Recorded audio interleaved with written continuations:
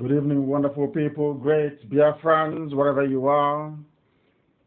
On this very planet Earth, we welcome you to another exciting, I will even say explosive, live presentation of Radio Biafra with my humble self this very evening of the 10th of June in the year of our Most High Elohim, Chukwokika Biama Primi 2020, with the time now standing at precisely 3 minutes past 7 p.m. in the blessed land of Biafra, and by the same number of minutes past the top of the hour, regardless of where you are resident, where you are domiciled, where you are working, even those who are traveling, I say good morning, good afternoon, Good evening and good night to some of you. Radio Biafra is not like any other. We are listened to across the entire 24 time zones of this very earth that we inhabit. Therefore, regardless of where you are and what you're doing, if you have access to the internet, you should be able to receive and listen to this very live presentation. If you are on social media, it becomes even far more easier by going to my page at Mazi Nnamdi Kanu with over 400,000 followers. If you are in some parts of Biafra land and Lagos as well, you should be able to join us via our terrestrial radio, CHK 102.1, 95.1, 102.2, depending on where you are. I am sure that these frequencies are regularly updated and published, that people may be able to obtain the information and then follow us accordingly. We are also on satellite.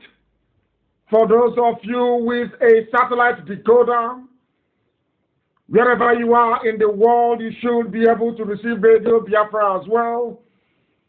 If you are on Radio Biafra app, if you are on TuneIn app, if you are on Simple Radio app, if you are also on Garden Radio, simply download any of these apps, search for Radio Biafra, you will find us. I must also tell you that, of course, our enemies are trying very hard to replicate what we are doing. Should you come across any other app that is bearing Radio Biafra and you are not listening to my voice, then you know there is something wrong with it. We are Radio Biafra, no other appendages, just Radio Biafra. And as I welcome you this very evening, I must ask you to also welcome those who are around you, your friends, your family. You must gather together, you must huddle together. Where you are not able to allow people to come close to you, I will of course ask you to amplify the volume to make sure that those who are around can also participate, because what we are doing is unique. What we are seeking to accomplish is divine. Without the mandate from heaven, we would not be here today to spread this very gospel that we have been mandated to preach. My name is Nnamdi Kanu. I am the leader of the indigenous people of Biafra. I am the director of Radio Biafra. I am the director of Biafra Television. But above all, I am a servant of the wonderful people of Biafra. Before we proceed this very evening, I must call it a momentous evening, because shortly before we came on air, we know, or we saw and knew that Secretary of State Mike Pompeo was addressing a press conference. They have finished, and it was quite compelling. I will go through that as we proceed this very evening, but without further hesitation, we will call upon Elohim, as we always do, to come and take charge of our proceedings this very evening, morning, afternoon, or night, depending on where you are. If you're listening to us via Facebook, you must also be warned that my account is being suppressed. All the money that the zoo has been borrowing have been going into making sure they stifle our attack. But they cannot succeed. They have never succeeded in the past, and they will not succeed now. Therefore, I must reiterate that those of them who are doing all within their power to suppress our inalienable rights to freedom of expression and of speech, those who despise freedom, those who do not want Africa to see the light, you are wasting your time regardless of what you do. On my Facebook page, I will preach this very gospel. Millions are listening all over the world across a plethora of platforms. We are simulcasting also on YouTube. Therefore, all your efforts to try to censor, all your efforts to try to control our output is futile. You have failed and will continue to fail. It doesn't matter what you do. This very gospel we must preach. It doesn't matter. Before we go any further, we must pray this very evening. Regardless of where you are, I will ask you to please bow down your heads, because we are the children of light. We represent hope. We must ask the Almighty Creator in heaven, God Almighty, the Lord of all the hosts, the host of all the hosts of heaven, the only entity that man and spirit bow before.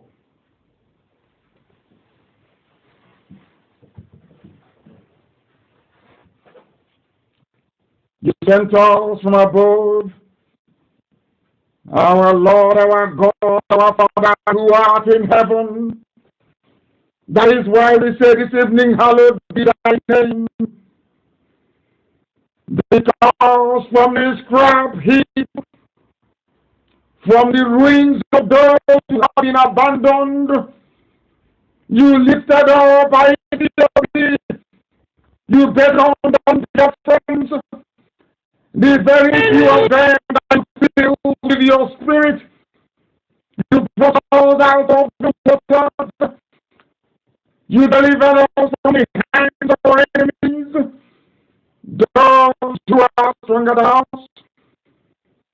those who possess access to ammunition more than we can ever imagine. You delivered us from those that hated us, for they were too strong for us.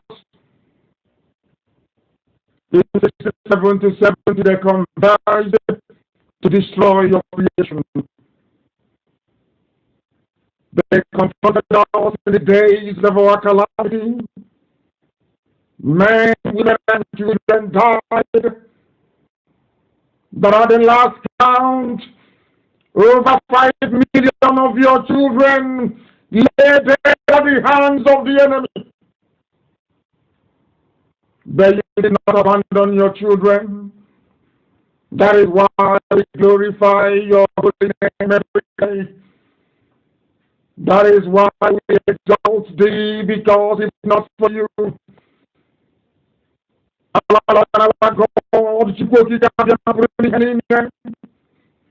Today we would have been possibly converted to Islam. But you decreed that we are your children, that you will bring us out into a broad place.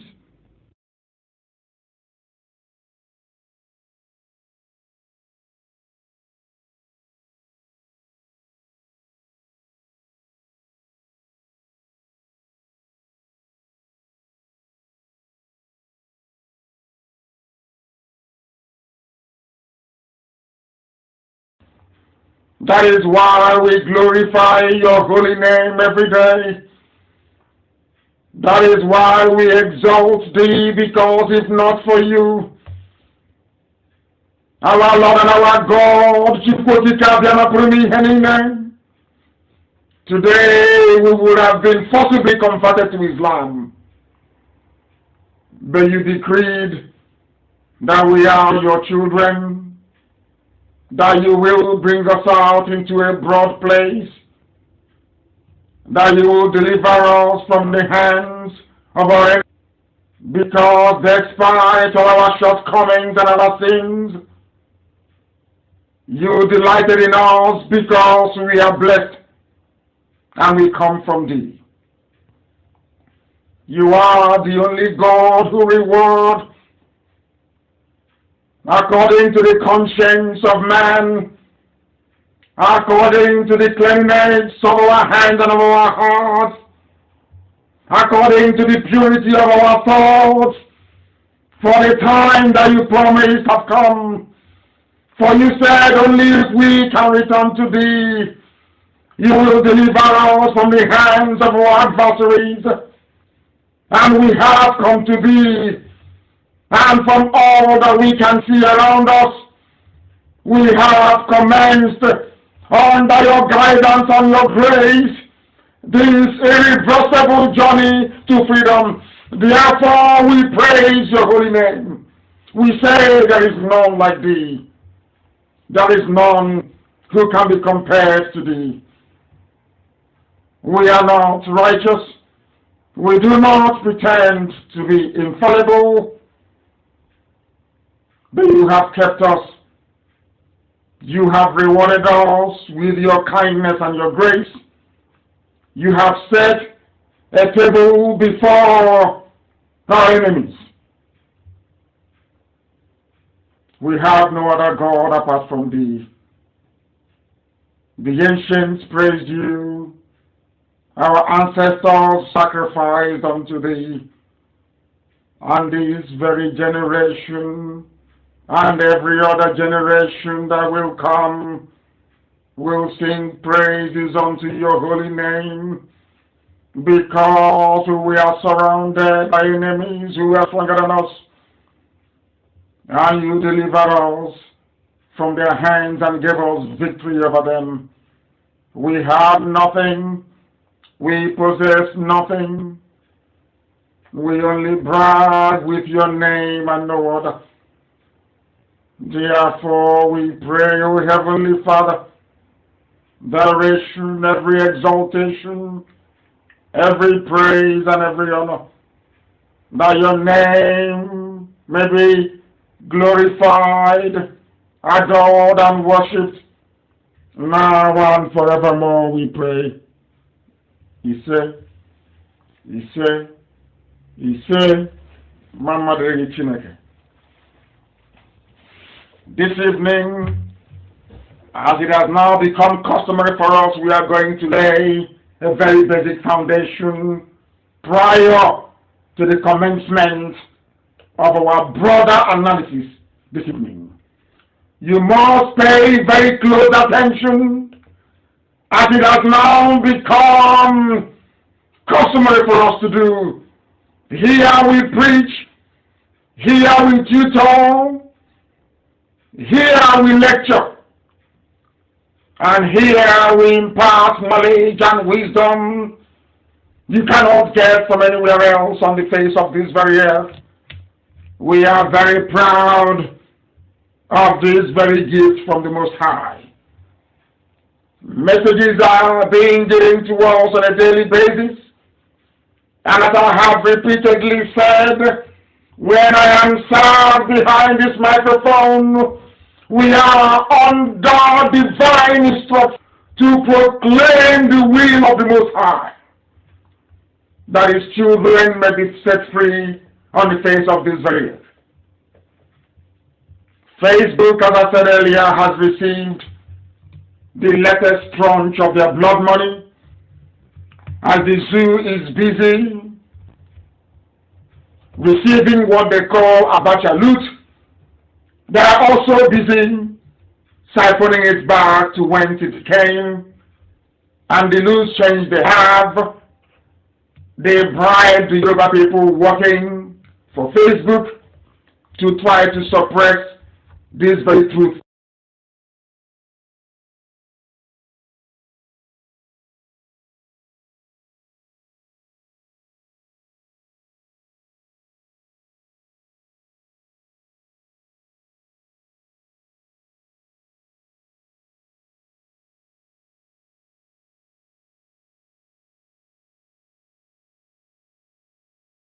that we preach.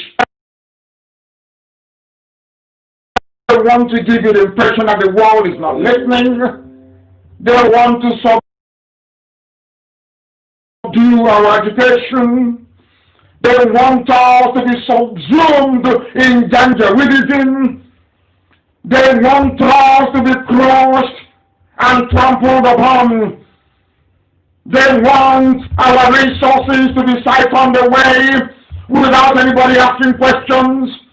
And the only way they can accomplish that is if we allow them to succeed in holding us down in perpetuity. That we have sworn never to allow. Because our enemies understand how irrepressible we are. They attest to our formidability. They understand it. That is why I subscribe to what somebody wrote earlier. I do apologize very profusely because I wasn't able to capture your name, but somebody wrote something on my page that was very compelling. I found it very moving, and I felt that the essence of this very gospel this evening will be anchored on this very, should I say, timeless proclamation by no other person than one of the very few people that I regard as genuine intellectuals in the history of mankind, Bob Marley. And he said, "How we never know nor live with the truth, so long we never lived well. How we failed in learning is why we grow in ignorance. In knowledge, not even only our sense could free our own mind from mental slavery. In the era of George Floyd, in the era of all the outbursts against racism all over the world, in a time of rediscovery for those that subscribe to the sacredness of humanity, regardless of your creed, your race, your color, or your sex,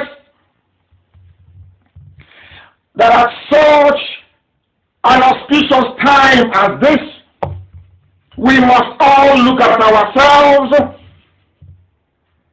and begin to ask very critical questions, and by way of summary, having total regard for what Bob Marley said,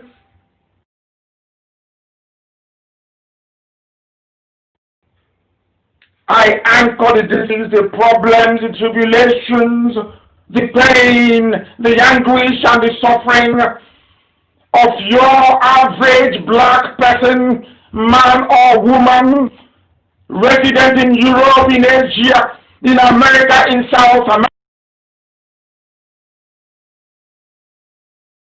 America, in Africa. I sum everything up as only one single deficiency: ignorance. And we are here to dispel, or should I say, to treat and cure our people of this very ignorance this evening, morning, afternoon, or night, depending on where you are listening to us from. Pay very close attention, please. Because in the Western world, when they make somebody a saint,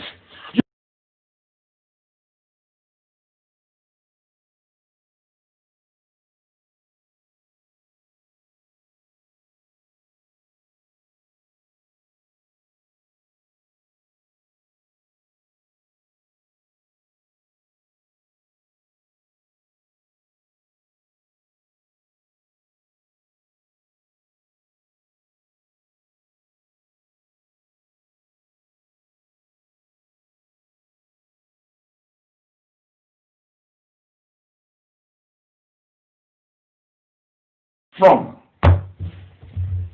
Pay very close attention, please. Because in the Western world, When they make somebody a saint, when they call you a saint in the Western world, be it in Europe, be it in Britain, be it in the USA, even in Russia, it means you have done something that no other person has been able to make your own. You have slain one of the 3 deadly dragons you have in life. White people call it a dragon, so that you will not understand what it means. You don't see those things. They are the things that keep you oppressed and locked down in poverty and penury. They are ignorance. The other one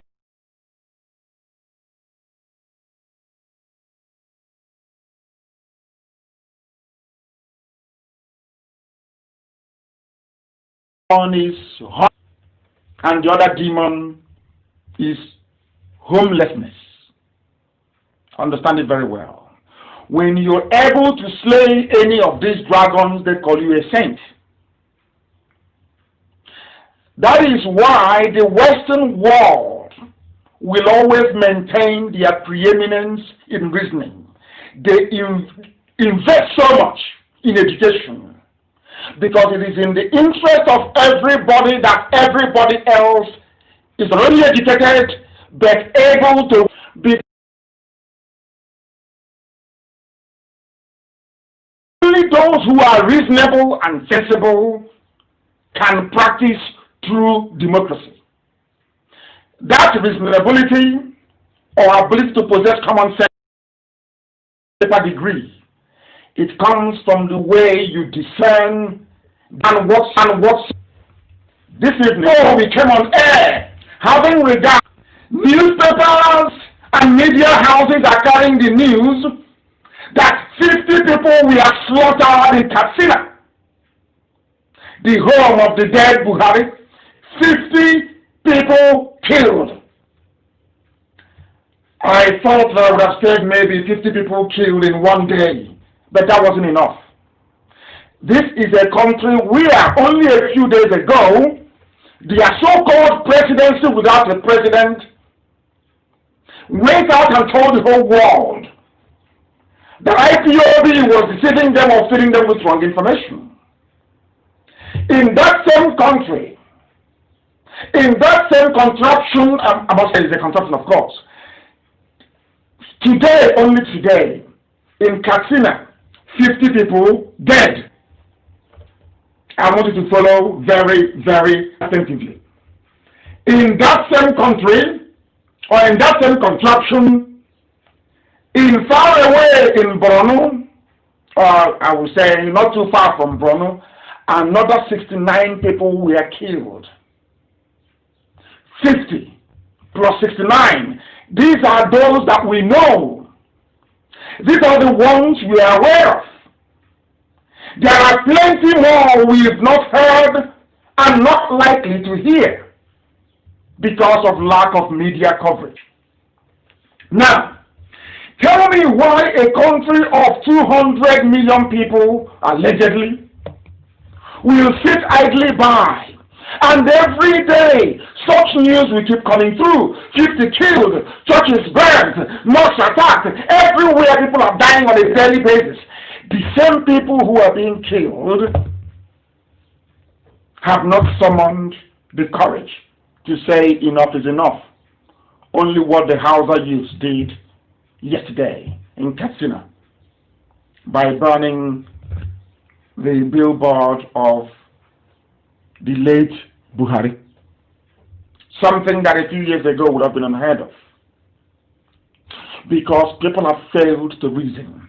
People have failed to comprehend. People have lost the ability to critically appraise and analyze their situation. That is why we are in this mess. And I'm trying to point out something here so that you understand the relationship between what Bob Marley said. You will understand how that correlates to the people dying in the zoo every day. Because unless you get up and do something about it, next time it could be you or your children. And I want to let you understand also how this whole thing ties into the death of George Floyd in Texas, in America. That all these things are self-inflicted. That black people are poor today is because black people want to be poor. Or should I say we are lazy. That laziness is not about being physically fit or being able to move 500 bags of cement in one day. No. That laziness comes from the way we absorb information into our brain, how we analyze it, critically or not, and the output or the decisions that we take as a result of how we actually understood that very problem in our brains. You must listen very carefully. I posted a video a short while ago on my page about the orgy of violence that Facebook actually blocked. If it is anything to do with pornography, they will allow it. But when it comes to educating and sanitizing our people to understand the danger that we face at the hands of the Fulani Janjaweed, Facebook will rise up. And I keep saying it all the time, even at the risk of being labeled a bigot. Those who are doing these things are Yoruba people working for Facebook. And it is very, very sad that they are doing this. They have steadfastly refused to learn from history. They have refused to learn from history. What transpired in Ilorin will happen in Ibadan. They should mark my words as I speak. If they continue to support evil, using every instrument at their disposal, including their preeminence in the management of social media firms and mainstream in Nigeria, what they encountered, the way they lost it.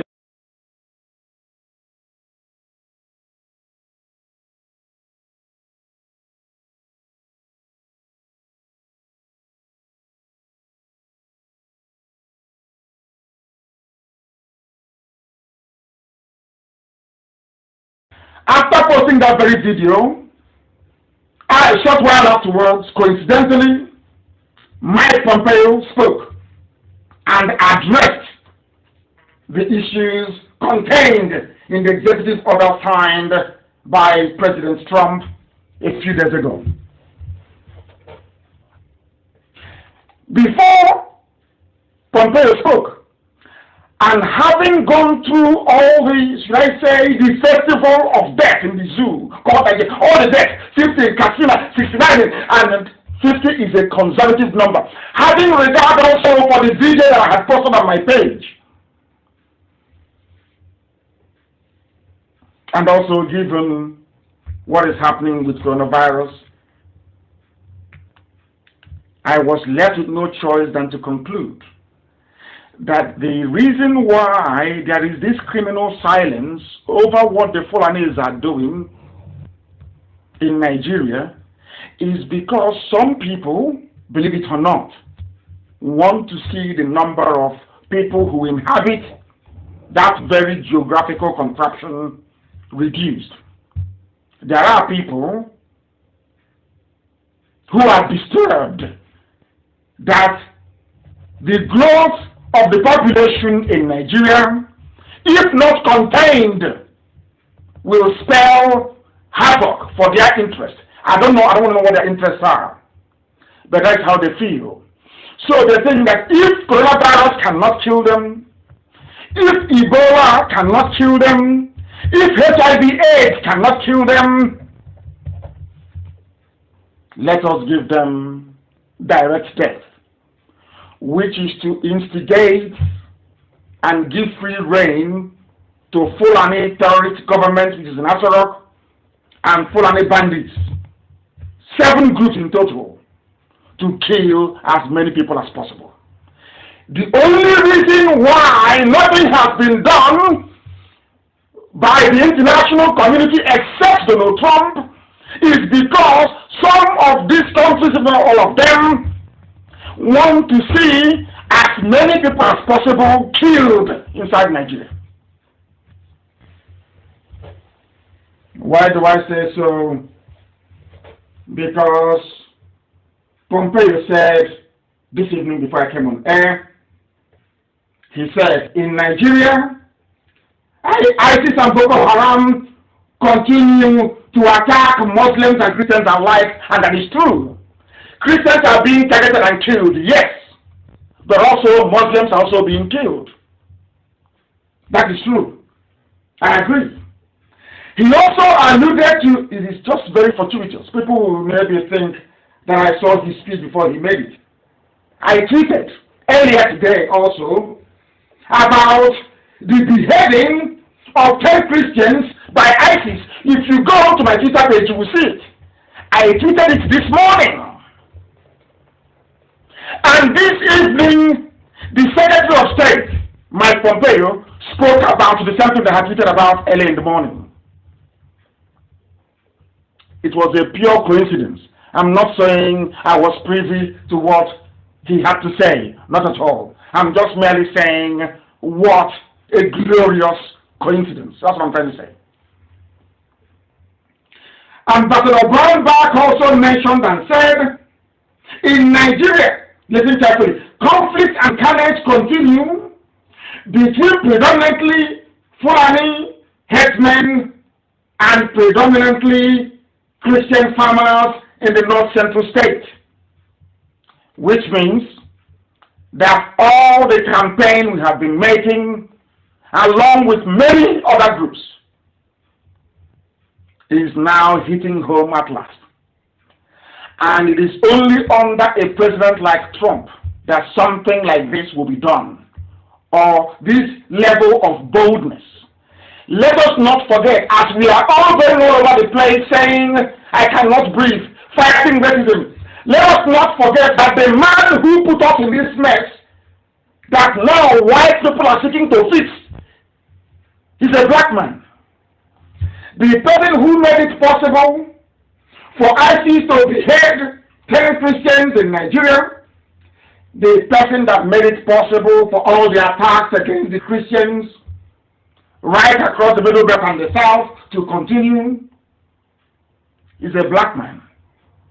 Obama, aided by other black men on the ground, the dead Buhari, Abba Kyari, the Fulani Janjaweed, all of them. What I find very shocking, what I find very distressing is that Donald Trump is a white man, Pompeo is a white man, Ambassador Brownback is a white man. And let me tell you what Brownback said later. I'm deeply concerned about what's happening in Nigeria. United States of America is saying they are deeply concerned. So we are getting there. Deeply concerned. A white man that you're calling a racist, Trump that you're calling a racist, is the one fighting to defend you from the people that you claim you voted for. Your fellow blacks. Who brought Buhari into power? Obama. I'll prove it tonight. I said to you before that this evening I will shock the establishment of Nigeria. When I'm done this evening, if they don't release Olisametu in the next, I said for the next 11, or begin the process of releasing him in the next 11 days. Oh my goodness. Maybe after tonight they will understand what I'm about to do to them after 12 days. Now listen. Brownback said, I'm deeply concerned about what's happening in Nigeria. Might be a white man. Because of the escalation of the violence and carnage and the lack of response from the APC government. We really need the Nigerian government to step up and act much more effectively in their space. Do you know why I'm so happy? Because nobody can act. Do you know why nobody can act in Nigeria? Because you have no president.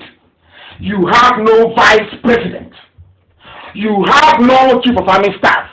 Forget about all the deep fake videos We knew that that was what they are going to resort to. We knew that in advance, and I warned you.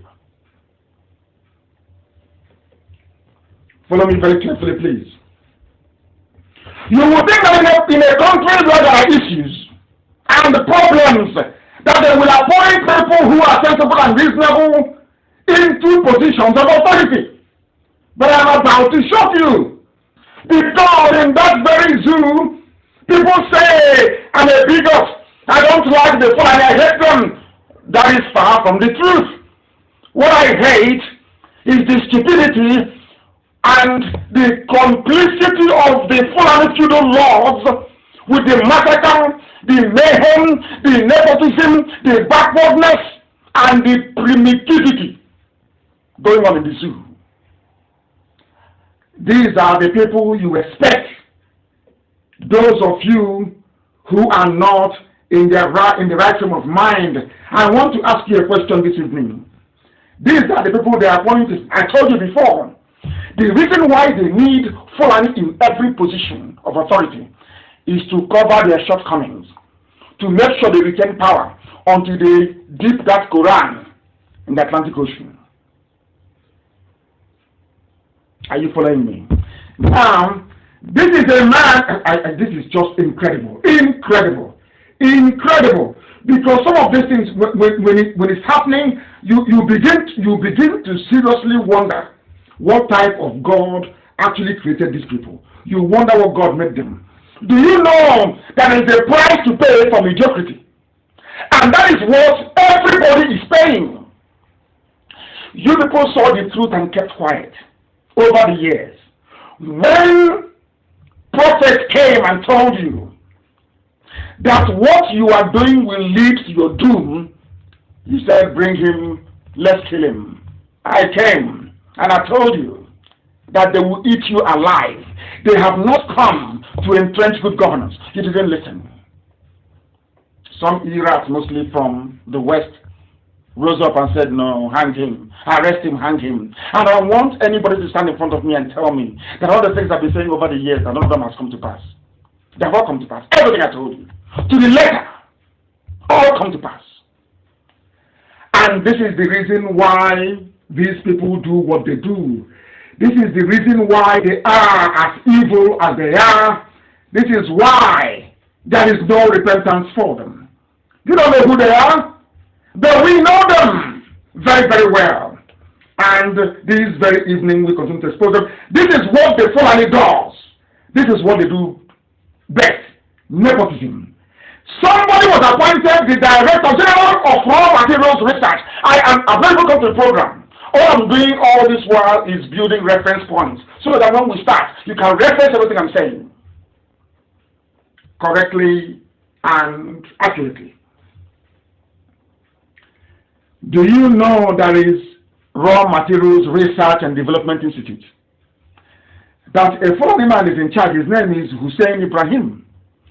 And I want to ask this very simple question. Everybody listening to this program, which millions of people all over the world, have you heard of a Fulani scientist before? Simple question, yes or no? And I know the answer is no. Now, if there is no Fulani scientist of note, can you tell me why a Hussein Ibrahim was appointed the Director General of Raw Materials Research and Development? And when he was given that position, what did he do with it? You'll be shocked this very evening. I want people to understand the meaning of mediocrity. I want people to understand the damage that the Fulani Janjaweed administration, the senator, the one that Aisha is leading, how empty they are, how vacuous they are, how inconsequential they are, how primitive they are, how ruinous they are, and how their stupidity and political impotence is affecting everybody up to the extent of giving rise to 7 terror groups. Follow this very carefully. Now, I want to play this for you so that the world may know what is happening in the zoo called Nigeria. Listen carefully. Listen very, very carefully. Let's hear. result of raw material research and development council. They are asking a question on raw materials. They are asking the man appointed to head raw materials research in Nigeria. Please listen. It is concluded, can you give us the what we have concluded, that manufacturing companies are now using and as a result of raw material research. Tell us what your department has done. Tell us what they have been able to achieve. You are appointed to head raw materials research. You are following. Tell us what you have been able to achieve over the years that you've been there.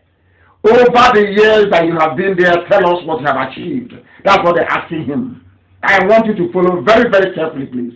Tell us what you have achieved. You are a Fulani man, and you are about to be shot. Tell us. You are about to be shot. That manufacturing companies are now using and tell us what you have researched and others are using. Research and Development Council. Yes, but 30 years of a research at stringent institution. But the research we do, we are making progress. You're making progress. For now, after 30 years, we have developed a technology to optimize energy production. Do you hear what he said? For 30 years, over 30 years, Janjaweed has been there in charge of research. These are people that cannot boast of any poet, no writer, no scientist, no engineer of any reputable standing. None whatsoever. But when it comes to appointments, they get everything. So they're asking him, after 30 years of raw materials research, under your watch now that you're now the head of, what have you managed to produce? Do you know what he said? Some of you may not have heard him very well. He said that they have optimized the production of kilishi. You know this kilishi? Kilishi is fear. Meat. Barbecued meat. So, for 30 years, what they were researching is how to slice fear so it will be very thin and dried in the sun. And put a bit of chili on it. Sun-dried beef in 30 years. That is a country that people tell me they're proud of. This is the one in Nigeria. Some fools come online to write rubbish, praising, saying they're patriotic for 30 whole years. And you're wondering why George Floyd was killed. Why wouldn't George Floyd be killed by white racists? Why wouldn't he be killed? And many more before him. And many more will be killed after him. Why not? When in Africa, the giant of Africa, the so-called giant of Africa, for 30 years, 30 years, the only thing they have managed to accomplish with their flagship research institute is how to slice meat suya. So it will be very thin. You put it in pepper, you put it on the roof, so that flies and everything will converge and the sun will dry it. Kilishi. From a Fulani man, I am ashamed to be a black person after listening. I am horrified. After 30 years, Research Institute, the woman asked him, in 30 years, can you tell us what the benefit of the research you've been doing? Which company or companies have benefited from it? What materials, what products have you managed to produce or to say commercialize? He said that they have commercialized suya production. Kilishi.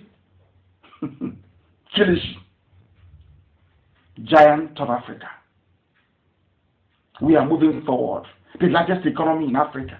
The most populous black nation. No secession, no division. We are going to die here, all of us. These are the sort of people they produce. And an idiot will wake up and tell me. I was I was horrified by what I read. I thought, what's his name? Senator Shehu was an Hausa man, isn't it? Horrified. This level of stupidity is the reason why white people are racists. And you may not know the reason. You may be wondering that how. Let me ask you. How come they don't kill other people as they're killing black people? How come? Because every other part of the world is doing very well. You cannot be a racist towards the South Korean. If you disturb them, they will go home. Even if they're from North Korea, if you give them too much hassle, they will go to South Korea and they'll find a job. How can you be racist towards the Chinese? They are the second largest economy in the world and the second strongest military in the world. Respect. How can you be racist towards the Japanese? In London, in Nomura Bank in those days, Japanese people get paid more than white people. That is class. Do you understand it? Do you understand it? You have not done anything that people should be, should I say, that people will look at and they will marvel and say, oh, let's respect them. I have been preaching this for many years. Respect is earned. The fact you're a black person walking all over the world doesn't confer upon you any special status or makes you to be deserving or worthy of respect. It is what you are able to do. After the Second World War, America was the only nuclear power. Russia knew that for America to respect Russia, they needed their own nuclear weapons too. And that's exactly what Russia did. They went, they copied the technology from the USA. One day they announced it. They didn't stop there. They placed a man, Yuri Gagarin, in orbit, into outer space. America now knew that these people are worthy of all respect. That is how respect works. You earn respect. The fact that a black man doesn't, why can't they start respecting you? Why won't they kill you in America or elsewhere or in China? Tell me one African country that you're proud of. I say, name one single one. All of you are protesting George Floyd against racism. And in your own country that same day, a place you claim is your country, as you're protesting, saying you're angry about a white man killing a black man, black people killed over 100 people, and none of you protested. That is the height of hypocrisy.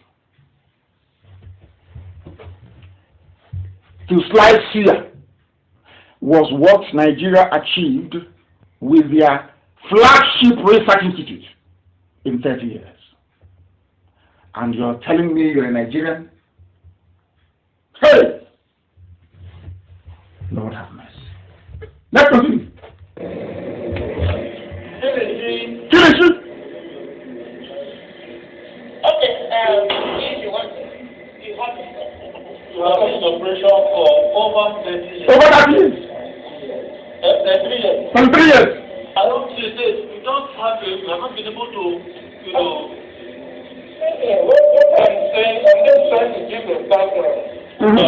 Background. The background to say that this is time to get to market. And I'm saying that we have this milestone to get to the market. Oh, he is saying, he is saying that for 33 years, the foreigners have been appointing to head the Raw Materials Research Institute. They have been preparing Kilishi. It was under his tenure now that they managed to move the Kilishi to the market to go and sell. Hey, she made a million.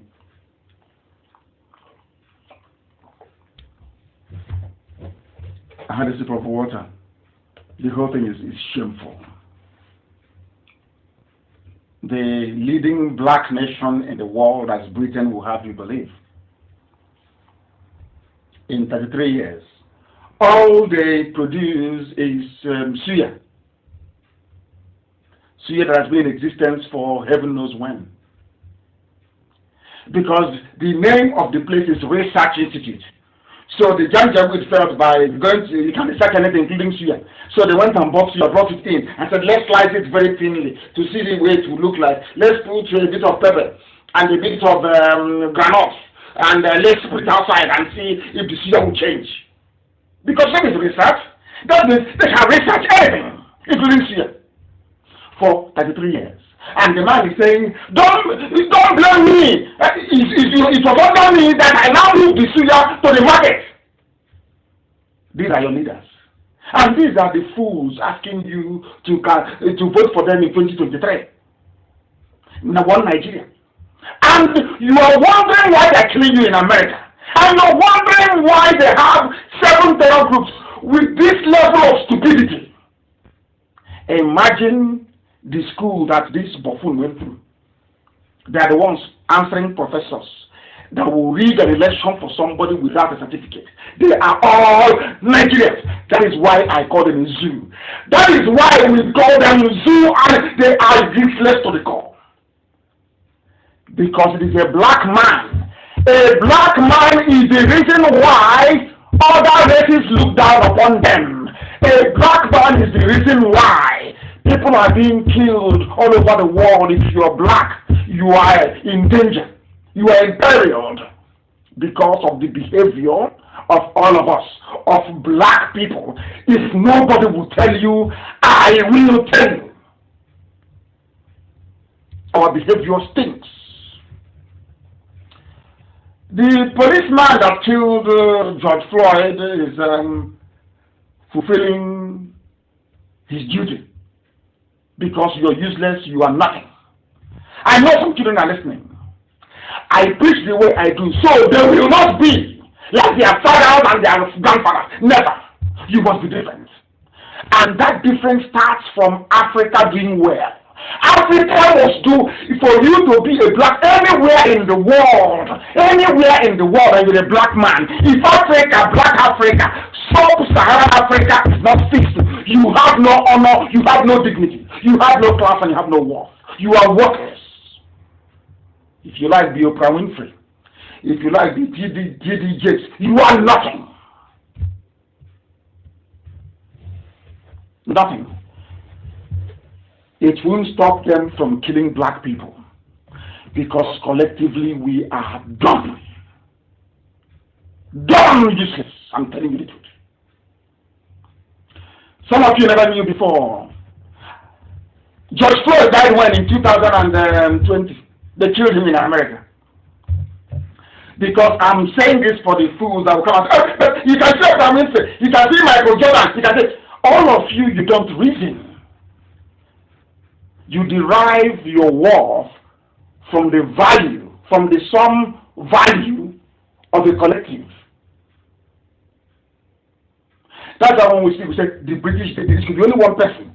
We say Britain did this, Britain did that.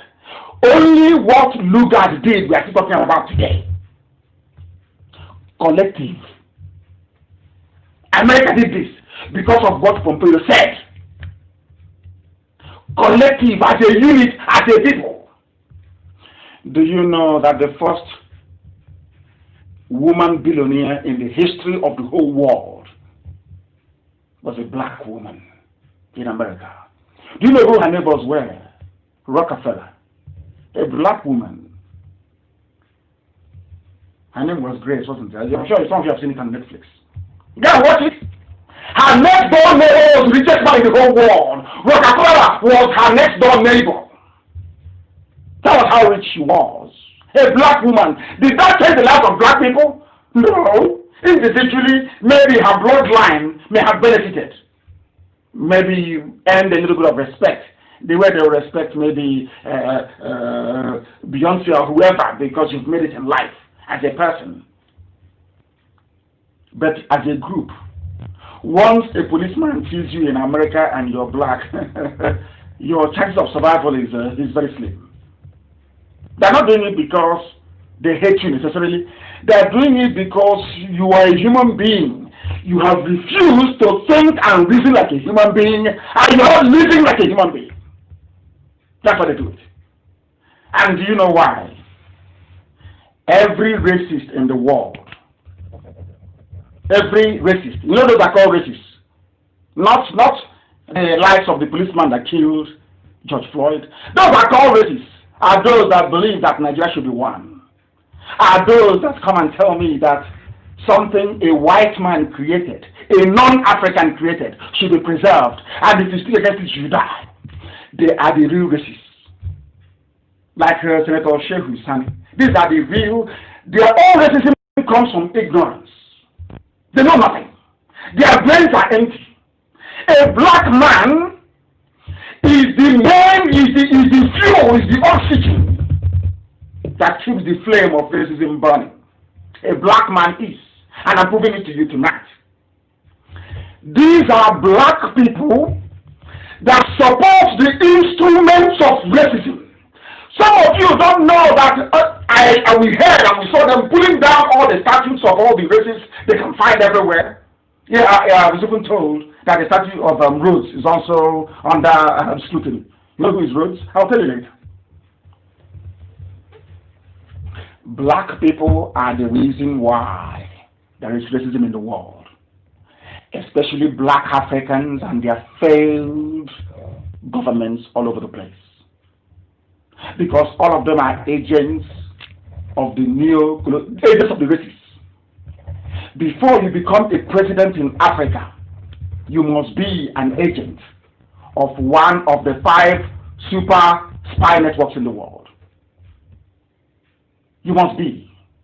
You must be serving the Americans, the French, the British, the Israelis. You must serve somebody. The Russians, the Chinese. You must serve somebody, or else you can never win that election. It's impossible.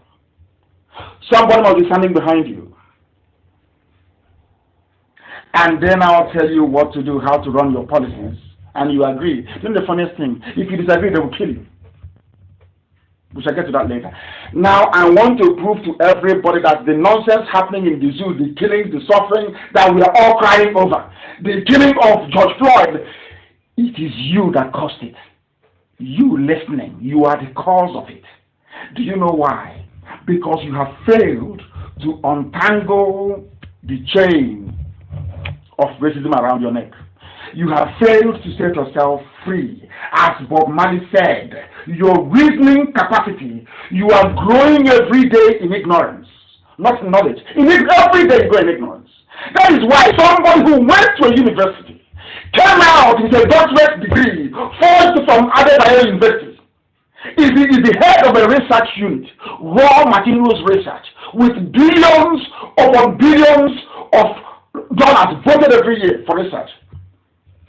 All they came up with was fear. That is why in a country where you have people who claim they're intellectuals and they're learned, like Senator Shehu Sani, will come and tell you that what they are going to do to crush IPOB. Let those holding green, white, green crush those holding Biafran flag. In other words, encouraging mass murder. But he's a senator. No longer a senator, I understand. He went to school. He knows the meaning of freedom. He knows that as imperfect as the zoo was in those days, Azikiwe, Awolowo, and Tafawa Balewa fought for independence. The same principle that Biafra is applying. But this man, despite the fact that he claims he's a senator, he makes laws for the people, that very simple fact was lost on him. A very simple fact was lost on him. So had Britain that time said we are annexing this Niger area to be part of Britain, a colony, as they do in the Caribbean, what would he have done? These are the racists. Anybody supporting one Nigeria is a racist, because everything you have in place has been put there by a racist. The reason why you were created and named after a river is because Lugard and Flora Shaw had no regard for you. And instead of you to wake up one morning and say enough is enough, as they are now doing in the West, you see the way white people reason. They are going around pulling down all the statues of races.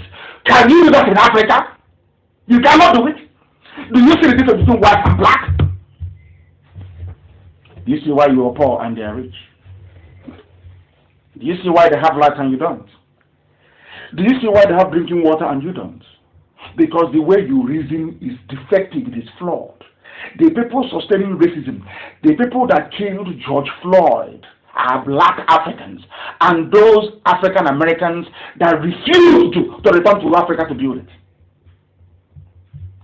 I will ask you again, have you seen anybody being racist towards a Brazilian or being racist towards any affluent country in the world? No. They beg us to go for holidays. If you see where they're begging Chinese people to give them visa for free, go anywhere you like. Then you will know that you are the architect of your own problem. I have not come tonight to make anybody feel good. I have come to preach what heaven asked me to preach.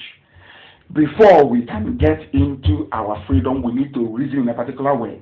If we don't reason that way, we will get worse fools than the janjaweed you have in the zoo running our government, and nobody can hold them accountable. Now listen very carefully, please.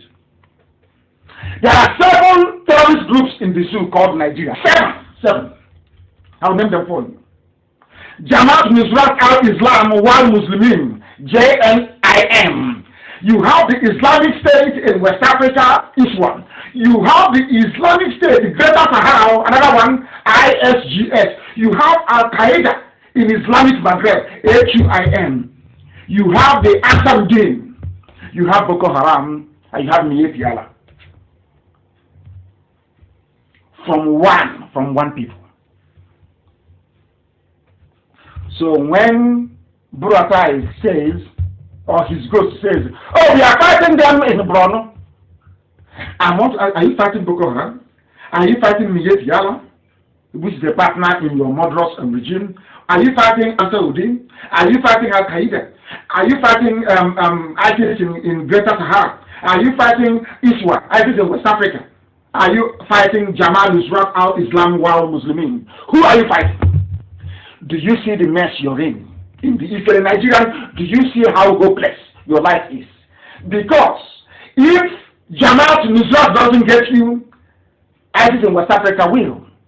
If ISIS misses you, ISIS in Greater Sahara will. If they don't get you, Al-Qaeda will surely get you. Let's say you escape Al-Qaeda, Ansarudin is waiting for you. And let's say you manage somehow to wiggle your way out, you confront Boko Haram. And if you manage to go to your village safe, then Miyefiala is there waiting for you. How can you escape? How can Nigeria survive? Even if you're a fool, how can this nonsense survive?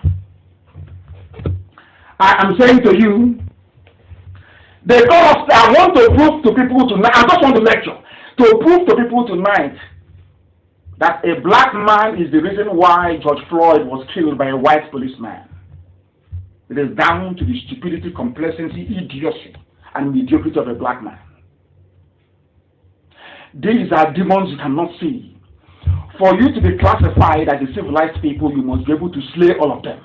You must kill. And the first demon, the most difficult demon to kill, is the demon of ignorance.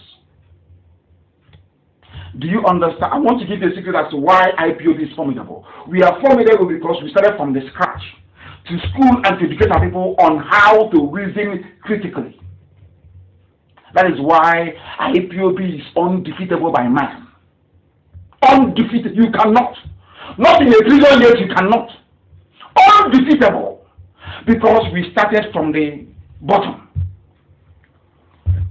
We identify that ignorance is the greatest killer disease you have in the whole world. The greatest killer. And the white man, being very clever, they discovered that ignorance was the problem. You know what they did? When the Enlightenment started in Florence in Italy, they spread it all over Europe. And now they held it back. When they colonize territories or they conquer you, if you ask them, what is the secret of your greatness? They will tell you it is warfare. It is economic might. Now it is economy. Before they say it's warfare. If you ask them, oh, but how can I be like Japan? They say, oh, no, it's economy. You have to go to IMF. You talk to IMF. They'll give you a loan. You invest. And then you go to EcoBank. You go to Select Bank. All that rubbish. Nonsense. The foundation upon which every success is built when it comes to society is based on how intelligent they are, not how clever, how reasonable they are. It takes people who are reasonable to understand that those that finance Boko Haram should not be voted into power. It's common sense. Listen, before Jonathan came, Obama wanted a Muslim to be in charge of Nigeria. Understand this very clearly. He should have taken the so-called Nigerians to know that although we want Jonathan to go out, this bunch coming in, they're bad news. And if you weigh the two, bad news and the thieving PDP, that the thieving PDP was better than a murderous, sanctimonious, corrupt bunch of idiots, as you have in APC. Do you know those that saw that thing coming? Funny enough, dear friends, they did not vote. They never voted for the dead Buhari. Never! They said no. Because they saw something that others couldn't see. Those that claim they are sophisticated, they are obeying, they are westernized, they couldn't see it. It's something now happening between us and Ohanaeze. Why do I say that blacks are the main problem of black people all over the world? Don't blame any white man. If you're blaming a white man, you are foolish. A white man came all the way from Europe. Arabs came all the way from Arabia, came to Africa. You sold them your own people. You gave your mother, you sold everything. How do they respect you? How do you say, let's be honest. So let's experiment. Go out tonight or tomorrow morning, bring out your son or your daughter on your doorstep. See anybody walking past and say, hey, come, I want to sell this child now. I want to sell this child for 10,000 naira. Of course, people are buying children. We know that every blessed day. And see how, if that person has conscience, see the way they look at you. In Africa, your children are going trekking through the desert, dying of dehydration. They get to Libya. Those that survived the slave market in Libya and in Tunisia, they now brace the perilous journey across the Mediterranean. Most die, of course. If they survive, they not get into Europe. They only want to witness running water, electricity, and 3 square meals before they die. Because of that, they take from Africa to Europe. No European leader have ever said, I am ashamed of what is happening. Nobody. No human being has ever said that before. Okay, moving forward. If you were trying to build a way, want to build nobody. No shame. A black man has no shame. That's what it's called class. To possess class means you have shame. Because without shame, you are nothing. That is why in Igbo language we say, you don't know that's why we say it. You need to have shame before you can have class. Shame makes it impossible for you to do certain things. That is why when you're going in Biafra land, are you ashamed of yourself? So you think you just say it for saying sake? It is to caution you that there are some things you're not supposed to do. And that is how you derive class, if you don't know. They are calling us secessionists. I want to demolish the stupidity of African people tonight. That's why I'm here. To demolish the idiocy of black people and their mind-numbing hypocrisy. Hypocrisy in South Africa. They are doing a rally to Black Lives Matter when only a few months ago you were killing and lynching other black Africans that fought apartheid until apartheid fell. People are hypocrites. As Jimmy Cliff said, all of you hypocrites. Somebody is calling me a secessionist. I want to deal with all this nonsense. You are calling me a secessionist because I am trying to become the way I was before the white man put me together. I don't understand black people. None of the states in Africa is viable. They are all racist constructs built with racism in mind. They know if we put people with different value systems together, that you can never grow. They know this thing very well. It's Chineke, this UG black people. It's a very simple thing to do. That was why Britain left the EU.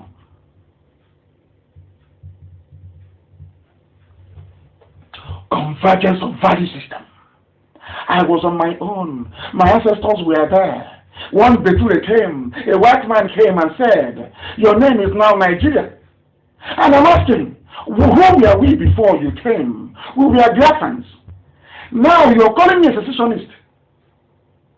Because I'm trying to dismantle something that the racists put in place. I can't understand the black people. I don't understand them. And somebody who claims is a senator.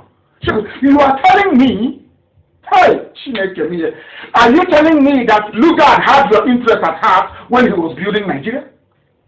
Nigeria was a racist construct. Every country in Africa, with the exception of Ethiopia, is a racist construct. I don't understand it. Oh, now maybe it's of Sudan. I don't understand you people. Why do you reason the way you do, black African people? Why have you always felt? I was on my own and somebody came, stole something from me, my identity, my sovereignty, my value, my worth, everything, and put it in some nonsense called Nigeria. And I want to go take it and go back. I'm seceding. Oh, I am seceding because you are an agent of neo-colonialism.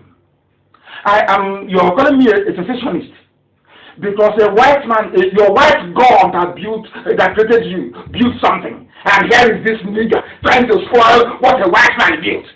That is why you defend Nigeria, because it is indefensible. Even if you don't subscribe to our very valid argument, or should I say valid argument, as to why Nigeria should not be won. Why not all the mayhem and the killings? Why must Nigeria be won when all these killings are going on? You cannot see it because you're blind. You are not intellectually gifted. You are not savvy. You are not discerning. You are not intelligent. It's as simple as that. You are unreasonable. You don't know that you saying that you want to be a Nigerian means that you are supporting the policeman in Texas that killed George Floyd. If Nigeria is good, then the killing of George Floyd is also good, because both of them are products of racism. You can't like one and not like the other. I'm telling Sheikh Husani and his likes, you people are not educated enough to challenge IPOB intellectually. You've not been born. You are nothing to us. How can I be seceding from myself? I was in my village and a white man came. I'm from Ibeku. A white man came and said, your name is now Omwanya. Omwanya was a name he got from Ibeji. Ibeji wasn't Ibeji. Ibeji. He said, what are you doing here? He said, it's Omwanya. He wrote Omwanya. When he got to the main market in town, he said, oh, the other one I saw before is the old Omwanya. Oh, this is the new one. That was how the name Omwanya came about. Omwanya doesn't exist. What you have is Ibeku, you have Obaka, you have Ohonho, you have Olokoro, you have Ipuan. These are clans, in their own right, clans existing. Somebody came and said, your name is now Omwanya. And you answer that Omwanya that he gave you. And you travel to the person's village, maybe in Scotland or wherever, in Bristol or what, and you want to claim you are equal to the man who gave you a name. Who are you? Do you see how you people are the purveyors of your own? You provide the world the ammunition, or should I say the rod with which to beat you, because you are not intelligent. That's what I want to prove tonight. That's all. You people are not intelligent. Blacks are not intelligent. I was in my village. A white man came, said, you. From today, the name is Nigeria. And the white man has gone. Then if what the white man created was good enough, why did we not ask the British to stay? Why is it that what they built will stay, but not them? I don't understand it. I cannot begin to follow the logic. I cannot begin to comprehend it. I'm asking you, if you believe in one Nigeria, as built by a white man, why should you, which you have, if Nigeria wasn't a racist construct, why would you ask the white people to leave? And they gave independence in 1960. If it's a good thing, why did they stay? Why did you ask them to go? You asked them to go because Nigeria is illegal. But you wanted to keep all the trappings. It's just like somebody, you said, somebody ran into your home with stolen goods, a criminal that was singing, he ran into your home, left the goods in your house, and you said, okay, come, I will give you up as a criminal, but I will keep all the things you stole. Typical black people from Africa. Do you think I've come to pity you? Of course not. It's a sad thing that George Floyd died. But George Floyd was killed by you and I, killed by our impotence, killed by our stupidity, killed by our unreasonableness, killed by the fact that after 30 years of doing research, all he came up with was suya, kilishi, barbecue, how to barbecue meat, the amount of salt to put on it, the amount of pepper, and how to slice cucumber. After 33 years of running a research, high-end research laboratory. And you want whites not to kill you, or you want racists to spare you. You are drunk. You don't know. They are calling us secessionists. Those were the mindset. These are the people that killed George Floyd, not the white racists, as I keep saying. The white man took him to death. But without, had Africa been doing very well, that man could not have stopped him on the road. How many times, all of you in America, in Europe, how many times have you seen a policeman before? Stop an Asian. How many times, I'm asking you? You see us, we'll be wearing trousers with near our knees, our children. How many Asian kids have you seen? Have you listened to rap music before? The rap culture? How depraved it is? Depraved. That is your mainstream culture in America. And when people say, oh, it's wrong, come on, get away from my face, you're a fool. What stupid racism? It's the truth. Look at Africa, how useless Africa is. Africa is a disgrace. Africa is a disgrace, a shame upon shame. Because you cannot reason. And here, after tonight, I'm sure you're going to reason very well. Now listen. A black man's problem is self-propagated ignorance. The one that when a person is a fool and don't know he's a fool, he becomes a danger in himself. Once you're an idiot, you don't know you're an idiot.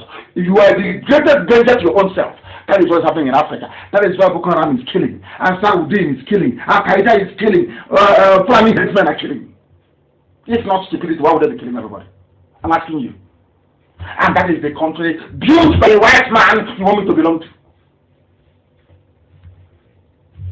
They want to succeed because you're so lazy. That is why you want oil from Biafra land. You people are so lazy you can do nothing. I challenge them. If you are not a lazy group of people, go and form your own nation. You people don't. Hey, I'm going mental. Listen very carefully to me. Do you know why the best things come from Europe and now Asia? Because there is competition. Do you know why you have iPhone, is it 12 or 13 Pro, whatever, with 3 cameras at the back? It's because of competition. Because Apple knows that if they don't make, if they are not at the cutting edge of technology, maybe Samsung will overtake them. Do you see some of you claim you read economics? Have you seen the benefits of competition? You must allow people to compete. They must compete. If the Premier League, as it is today, has no relegation and no promotion, the quality of football will be very, very poor. People will lose interest. Competition. In Nigeria, over many years, they have failed to allow competition to come in because they know that Biafrans are black. They know Biafrans are very smart. Introduce competition, take all the oil and gas, allow us to be free. You will come to beg us to come in. They know this. It's called dumbing down. It's called dumbing down to reduce the standard to a level whereby everybody is a fool. That is what the Fulanis did to you. That is feudal system at its worst. And that is what racists in Britain are enjoying. That is why they can take our oil without paying for it. Because fools are in charge. That is why they can load a 70-ton tanker and claim it's only 25 and they will pay and they will go away. That is why anybody who says, I support one Nigeria, Nigeria should not fail, that person is corrupt. I don't care if you are the president or prime minister or the most advanced country in the world. Once you support Nigeria as it is, you are a racist.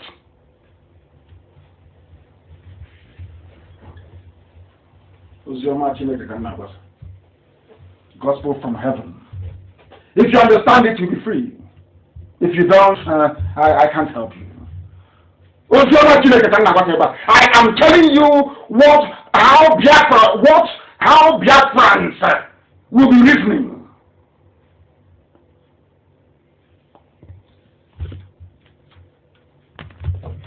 This is how we're going to reason in Biafra land. Everybody will listen this way. We will teach common sense and reasoning from nursery.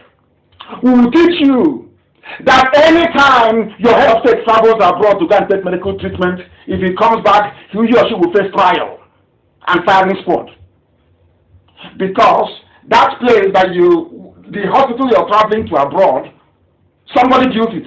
And those that built it, they don't have two heads. That's why they hate Biafra. That was why after our declaration by Njuku, they said, no. We can't allow them to come up. Who stops Biafra from nothing? They are racists. Because they know that once Biafra survives, Africa will survive. Do you know the funniest thing? Those they used to fight against the emergence of black people are fellow blacks in Goa and the rest of them and Awolowo. Had Biafra stood in 1967, George Floyd will not be killed by a white man in Texas. Because Biafra will be a reference point and a beacon.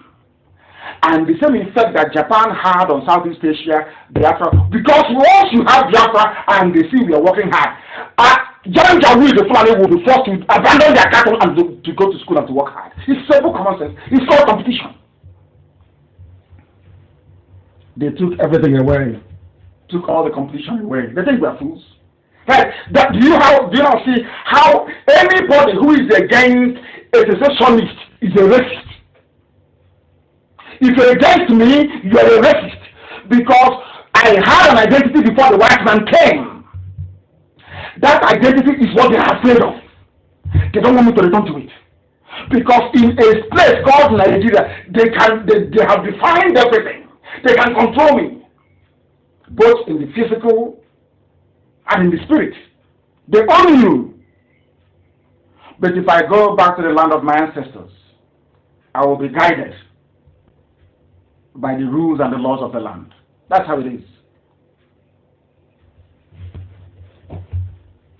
I want to prove beyond every reasonable doubt that Fulani killing of Judeo-Christians, and to an extent also, because we want to be truthful. Not only Christians are being killed, Muslims are being killed as well. That is the truth. But a disproportionate number of Christians are being killed because of their religion. The reason why they kill Christians and Biafrans is because they are doing the work of racists in Europe and in America, especially those in the Democratic Party. You know me, I call it spade a spade. I don't believe in all that stupid nonsense, political correct. I went back to the US.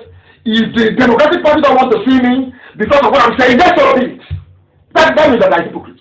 I look at you and I tell you the truth. You may not like it, but I'll tell you the truth. Are you stronger than God? Elohim, he is the one that is what you're doing. If you don't know. Ask those that said, over that dead body will Biafra come. Even in Abba, they are today in the grave. So Elohim is in charge. I don't care what man does. I don't give a damn. I don't care what man does. I want to prove it to everybody to demonstrate how they Fulani, how they are planned. They have planned strategically. Their dream is to overwhelm everybody, conquer Nigeria, make it the natural home of Fulani, not the Futajawan hills, the hill of the vultures, but to make Nigeria. That's damnable contraption, the home of Fulanis all over the world. I said the borders in the north are open, the ones in the south are closed. Nobody said anything. And I have said it repeatedly. Yoruba, please, I'm begging you.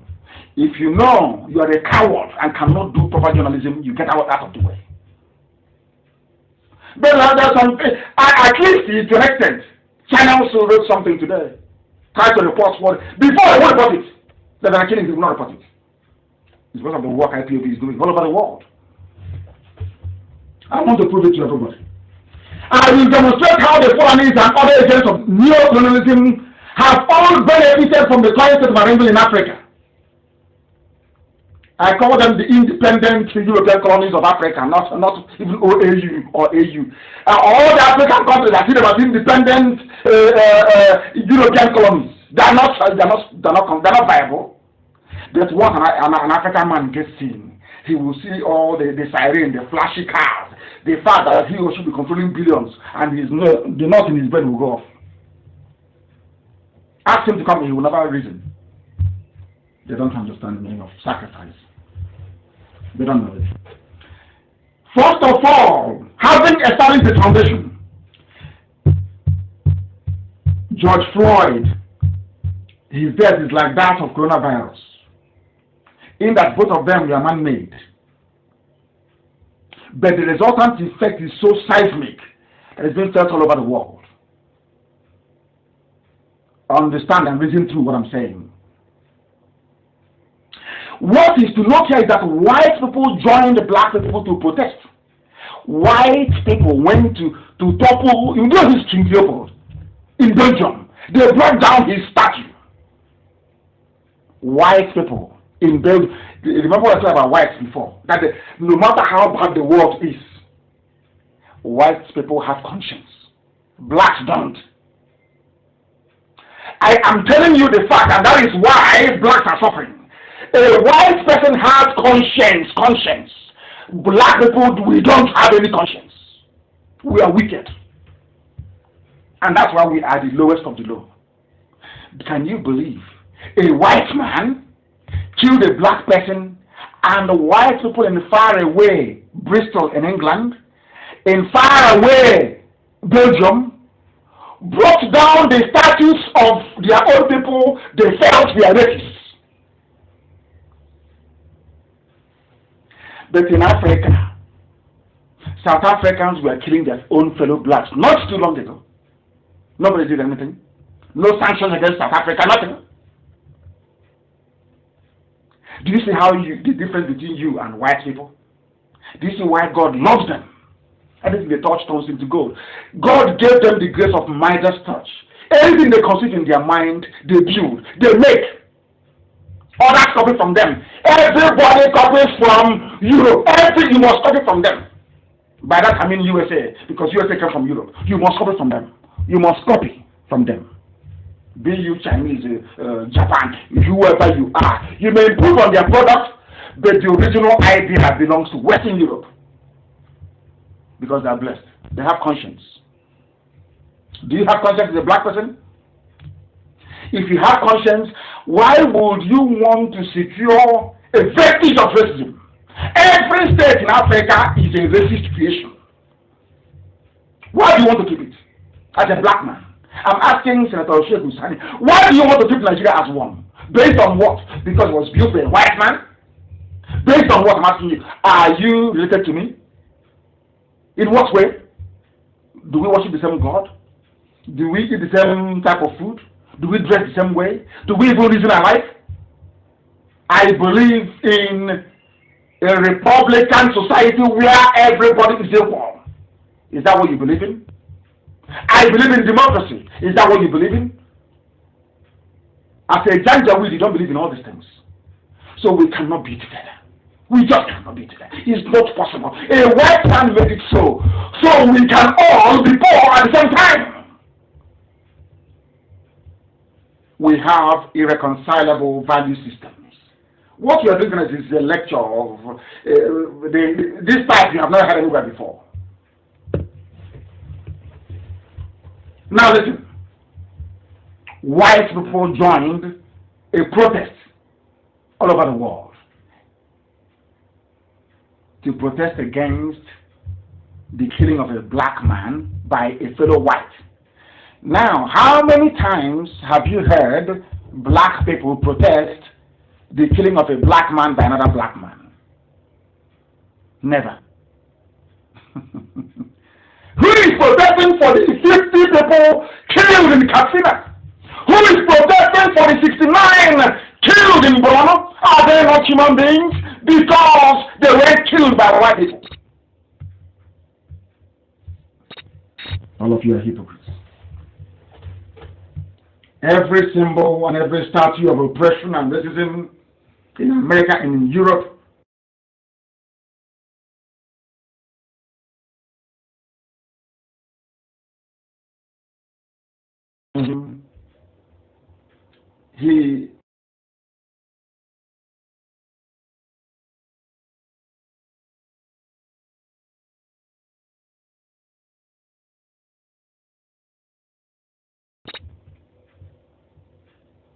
Zimbabweans came in and said, to hell with your name.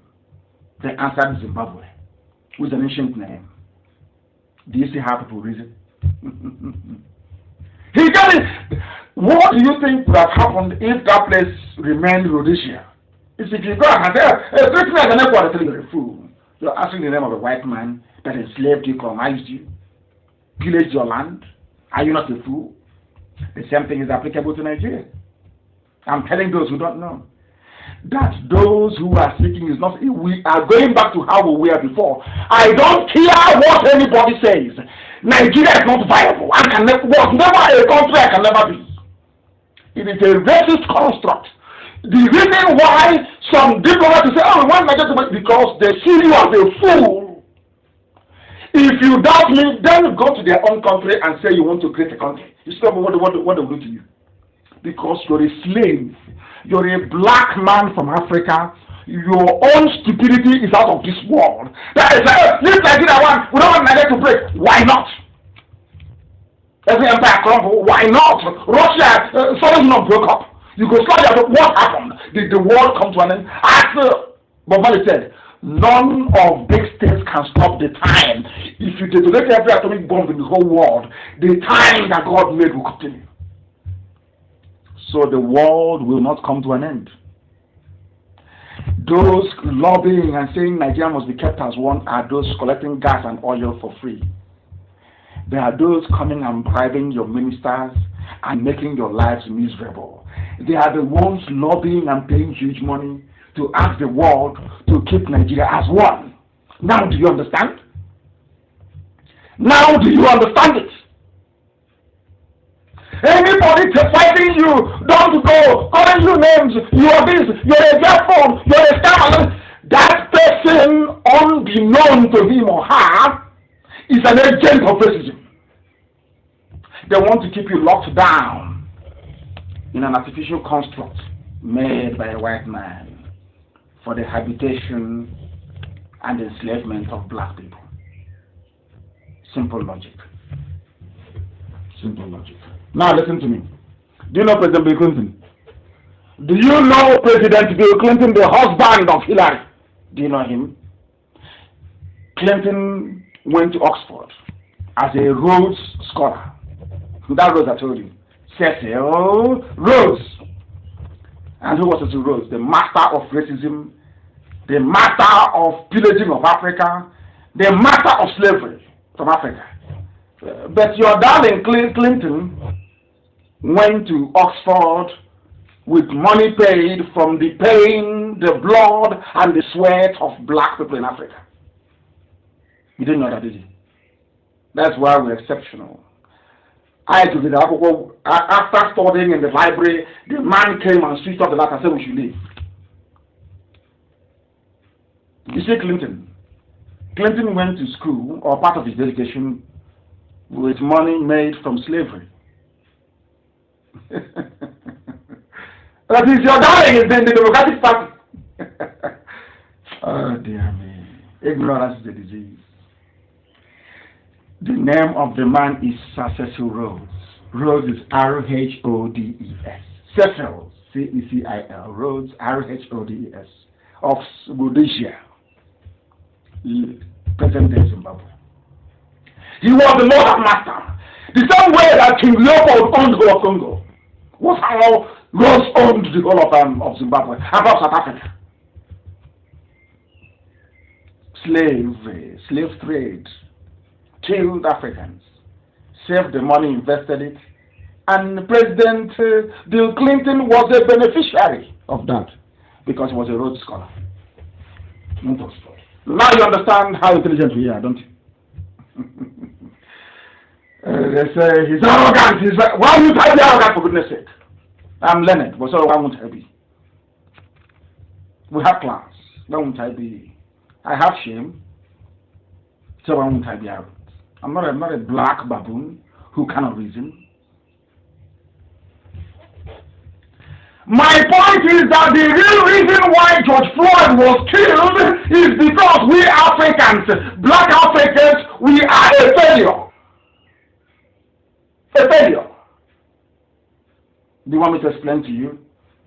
Do you know if Biafra comes, the light my village will use, I will generate it from my local stream called the Yokata.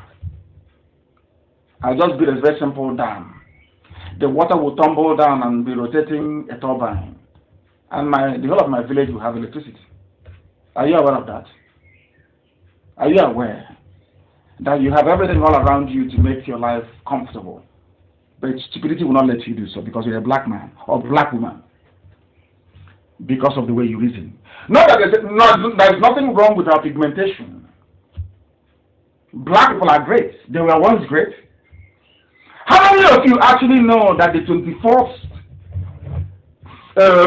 the king, or should I say, the pharaoh of the 24th and 25th dynasty were black people from Nubia?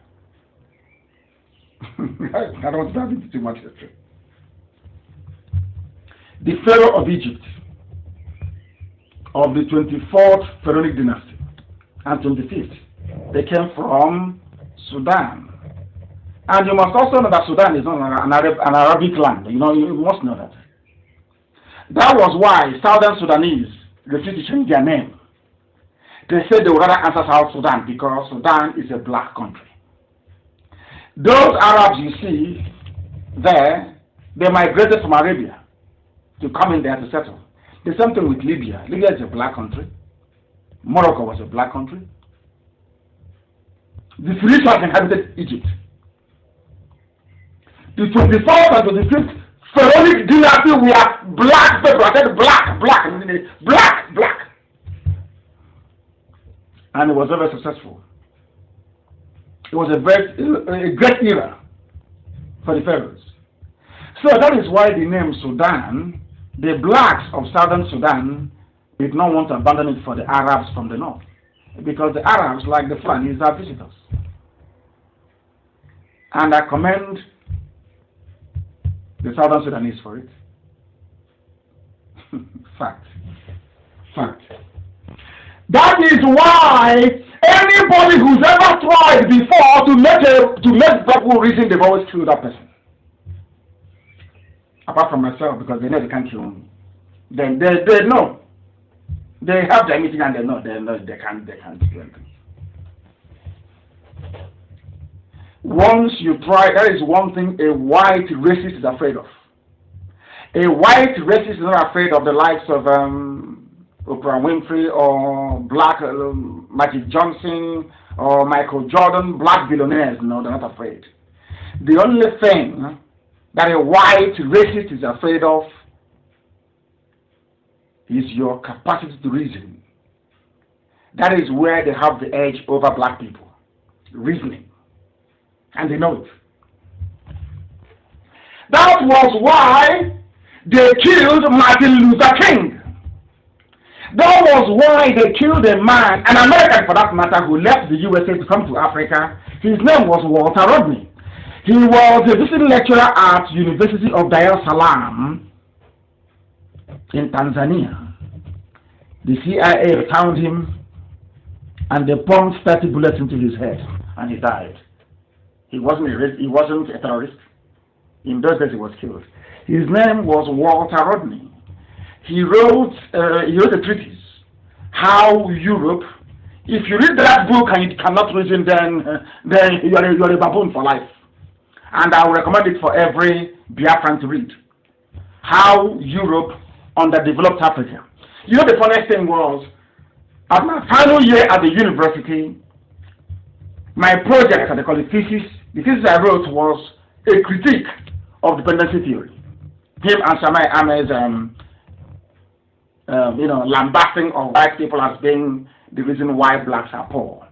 I argued against Walter Rodney, who is my hero, by the way. That was my thesis. And you know what happened? You know, when you go to school in England, final year at the university, you write your thesis, 2 copies. You submit it, 2 copies. And after they must have examined and marked it, they return 1 to you. I submitted 2 copies. Nobody brought back my own copy for me till today because of what was contained in my thesis. My supervising professor was Professor Chiriakandat. I'll never forget that name. Professor James Chiriakandat. Anybody who knows. Very intelligent man. Very gentle. When I gave him the topic of my thesis, he said it is impossible. I said I will do it. Because before then I knew that the problem of a black man is a black man, and I was able to pinpoint that the difficulty, the stupidity of a black man resides in his brain, not in his hands or legs, in the brain. I knew that our brain had difficulties and needed fixing. And I wrote my thesis based on it. The white man, there were 3 that came. After reading my thesis, they took it. They never came back to me with a copy. That is to tell you. They killed Walter Rodney. They met him at the University of Dar es Salaam and killed him at the campus. They killed Patrice Lumumba. Go and read about these people I'm telling you. They killed Thomas Sankara, which you all know. They even killed Murtala Mohammed. I've told you this before. And do you know who was instrumental in the coup that led to the death of Murtala Mohammed? Gowon. Gowon was in England, in London. This Gowon you are seeing now praying is not that he started killing and planning the death of people. He was in London and he planned with the British Secret Service to kill Murtala Mohammed. What did Murtala Mohammed do? Exactly what Ojukwu tried to do. To indigenize our people. Murtala Mohammed changed the name of Union Bank. Sorry, the name of Barclays Bank to Union Bank. Standard Bank to First Bank. Changed British Petroleum, yes, BP, the same BP that Harold Wilson killed 5 million Biafrans because of BP. He changed the name from BP to AP. That is why you see AP filling stations. Africa Petroleum was made possible by Murtala Mohammed. And the British said, you ungrateful, whatever was it was Kanu. It was Fulani. They said to him, you ungrateful Fulani man, we are going to kill you. That was how they killed Murtala Mohammed. So he was killed actually by British secret agents, or secret service, so to speak.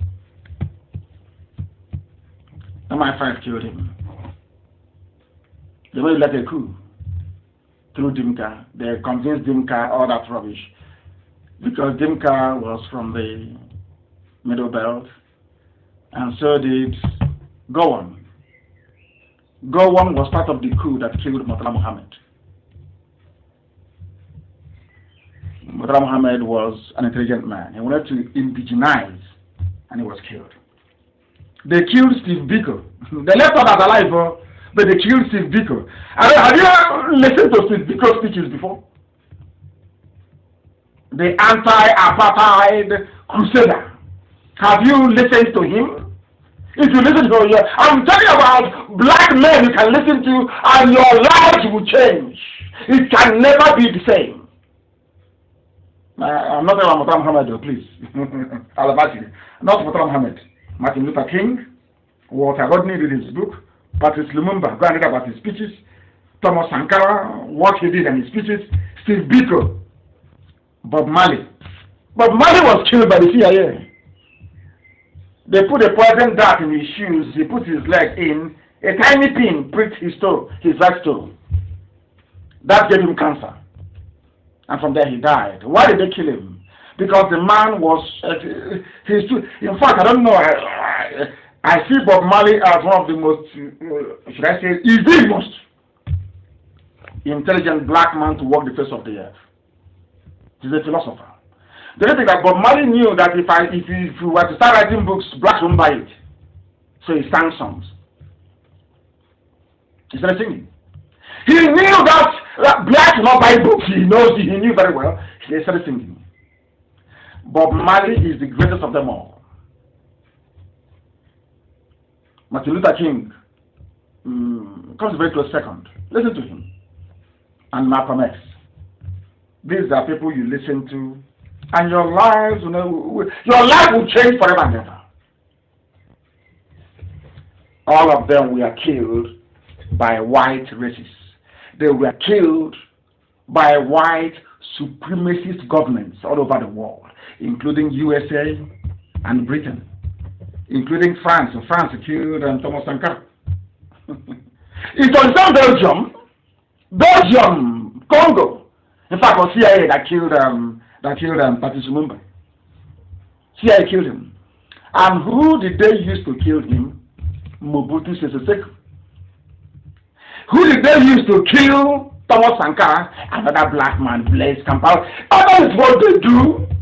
If you want to destroy IPOB, why go far? Let's look for somebody close to his village. Let's look for somebody who has if I can even name. Let's use somebody who is a Biafran. Let's bribe them. It didn't start today. That is the trick of the white supremacists. I've not even come to the part of the. I'm going to stay on this evening, please. I know that some of you may be worried, but I have to stay. I have things to preach. Please, I have things to preach. We're going to be here for a while this evening.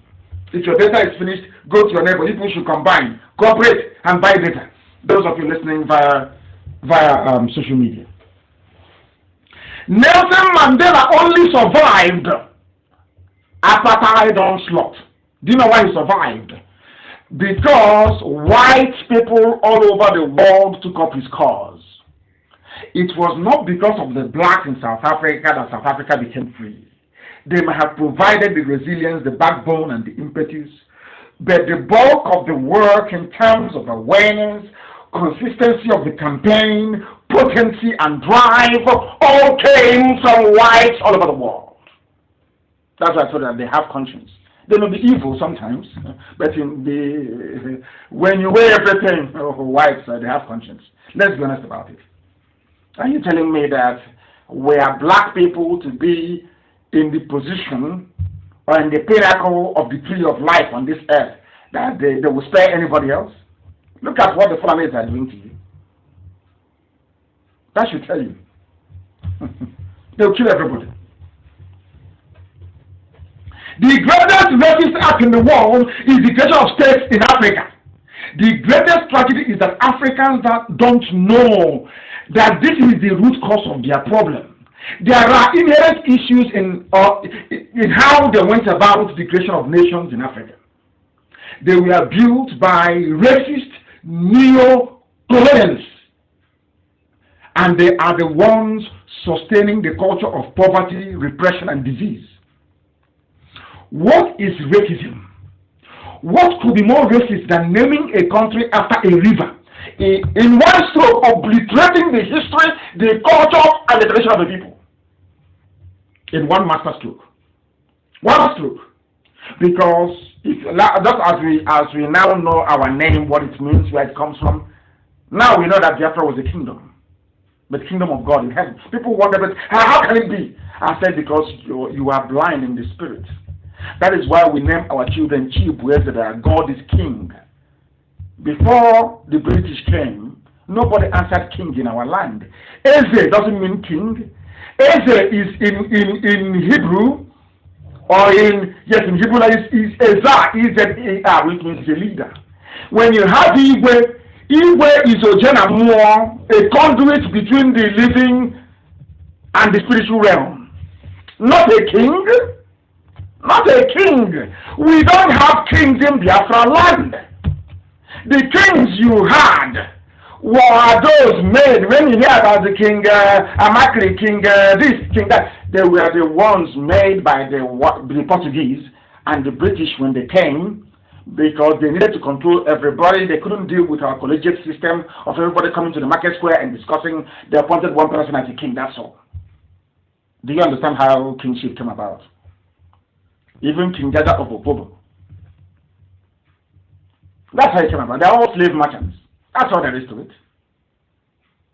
The kings that you had, especially around the riverine areas of Biafra land, the coastal region, they were kings made to make the control of slave trade a bit more smoother. That's all. They're all slave merchants. That's all. What could be more racist than naming somebody who is a Biafran? You come one day, you say he's a Nigerian, and he's lost. And when when our fathers asked the British after Arochukwu fell in 1904, why are you doing this? Oh, who are we? You document everything. The British told our people in Arochukwu that you have no history when they discovered who we are. Now let me tell you this. For you to be a human being, you must observe treaty and laws. For you to be a human being, you must obey and respect international principles that you signed up to. The so-called Nigeria, they have signed up and domesticated the following international rights and security and humanitarian treaties. Now listen, but there is still killing going on. I want to prove tonight the depth or the extent of a black man's stupidity. That's what I want to prove. Maybe after tonight I won't preach it again. And they include, listen, Nigeria ratified the United Nations Covenant on Civil and Political Rights, but they're still clamping down on IPOB, arresting us and killing us. But they signed the treaty because a black man doesn't know what a treaty means. More so a janjaweed, a Fulani. They don't know what it means because they cannot run a viable modern government. They have no idea what it's all about. They don't know. We are going to sign something in Geneva. They go and they sign in Geneva. They don't know what it means. Nigeria signed political rights. They signed the UN Covenant on Economic, Social, and Cultural Rights, which don't obey. UN Genocide and Torture Convention. But now in the police station now, they are beating somebody. They are killing somebody right now. But they have a treaty that they signed.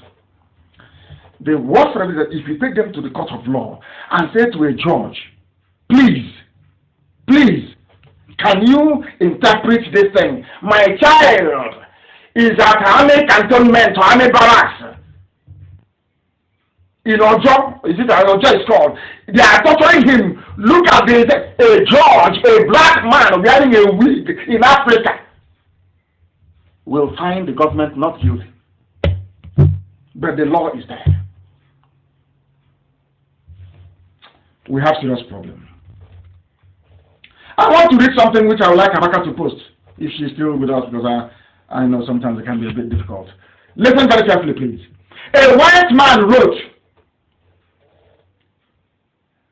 in Times Magazine, he said, a decade after the genocidal murders of the Tutsis by the Hutus, Rwandans are still confronting the memory of their worst crisis. Today,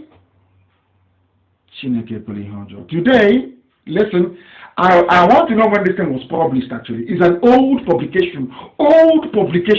You know what it says? Today, the Janjaweed are similarly butchering black people in Darfur by the thousands, yet the UN has refused to call it genocide. Maybe the tragedy will fit that definition when thousands of human skulls are stacked up in memorials in Rwanda.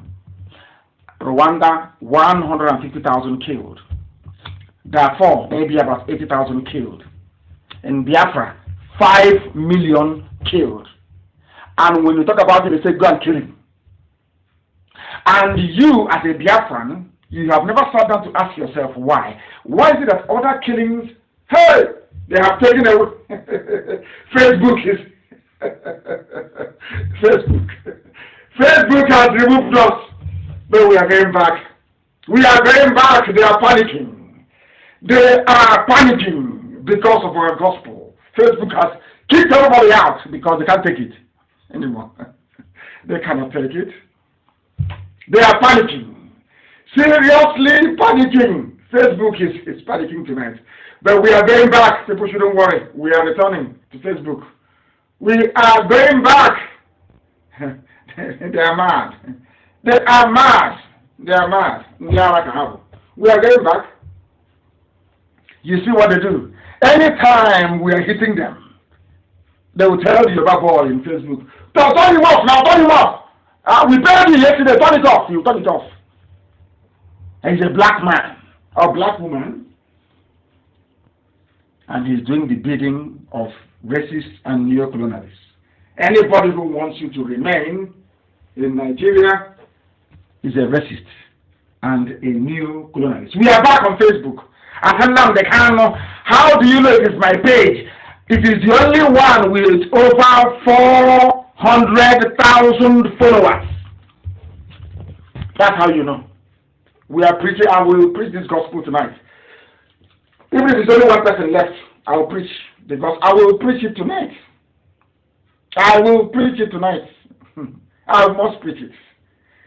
If you people, I want this very link to my page to be shared everywhere so the world can listen and mankind bear us witness.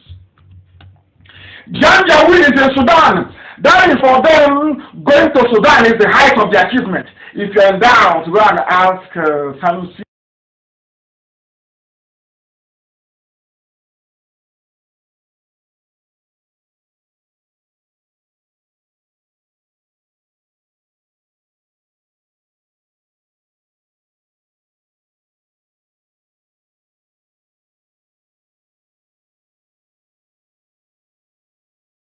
Nnamdi going to Sudan is the highest because that is the headquarters of Janjaweed. And the next headquarters they want to build is in Biafra land. These are the things you must understand. You must also begin to appreciate that that is why we do what we do. Now I have come to the end. It's unbelievable. I have taken nearly 2 hours laying out the preamble. Now I want Aisha to listen very carefully. And all those of you, those that coronavirus have not killed yet in Asorok, I need you to listen and listen very, very carefully. I want you to know what I will do to you. After this program, you will know. If you don't release Olisametu, I want you to know what I will do to you. Because tonight, for delaying in the release of Olisametu, I gave you 14 days, but I thought about it. I said, no, it's too long. It's too far. For delaying the release of Olisametu, I am going to give the whole world, I'm going to expose to the world a history you have been hiding for long. And I'm giving you 12 more days. If nothing is happening, then I'll release it. I don't want Nigeria to break down or to break into violence or break down of law and order. No. I want Biafra to be extricated peacefully. That's what I want. I want Biafra to go peacefully. If you insist in dragging your feet to do what is necessary, to do what is right, I've told you what to do many times, or in the release of Olisametu, what I'm about to do now is a child's play compared to what I will do to you then. Now let me start this evening. I want to now begin to name who the agents of racism are, or the agents of racists.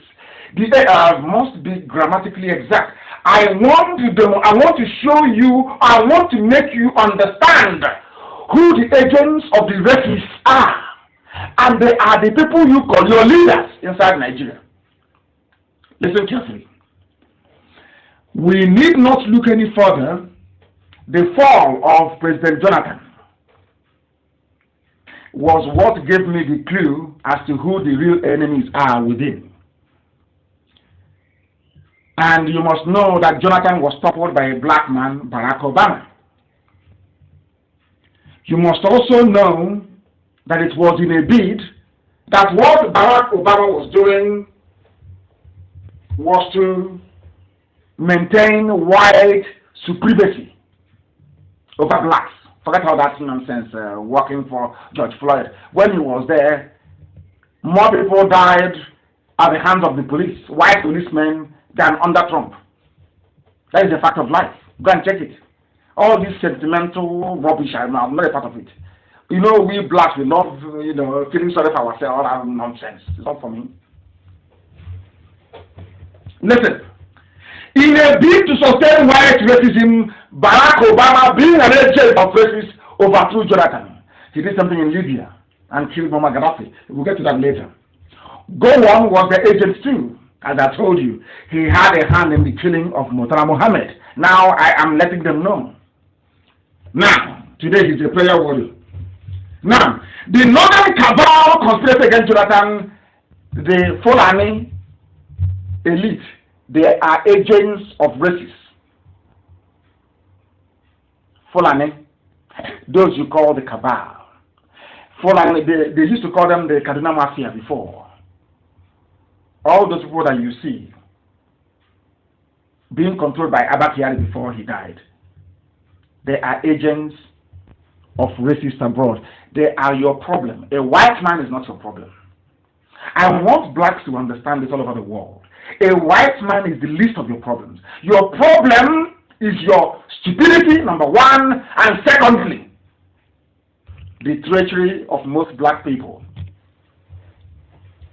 How? You ask me. Now follow this sequentially, please. Get your pen and paper ready. Without get your pen and paper ready, please. And note this history. I'm telling you something that newspapers cannot publish. They cannot publish it. That is why everywhere they are listening to Radio Biafra right now, this minute, this second. Listen to this. Goodluck Jonathan was inaugurated in his own right after the death of Yar'Adua. He contested and won in 2011. He was sworn in on the 29th of May 2011. Write that date down. May and June, the same year, after barely less than a month in office, Boko Haram struck. Only 16 days in office. Boko Haram was unleashed. They struck. And I want to give you the reference. Amaka, please spare. Amaka, I know you are very busy. It's a bit late. Kids are going to school tomorrow, but I will ask you to stay with me. It's very important tonight. This program tonight is the program that will cleanse every black person who listens to it. You can no longer be the same.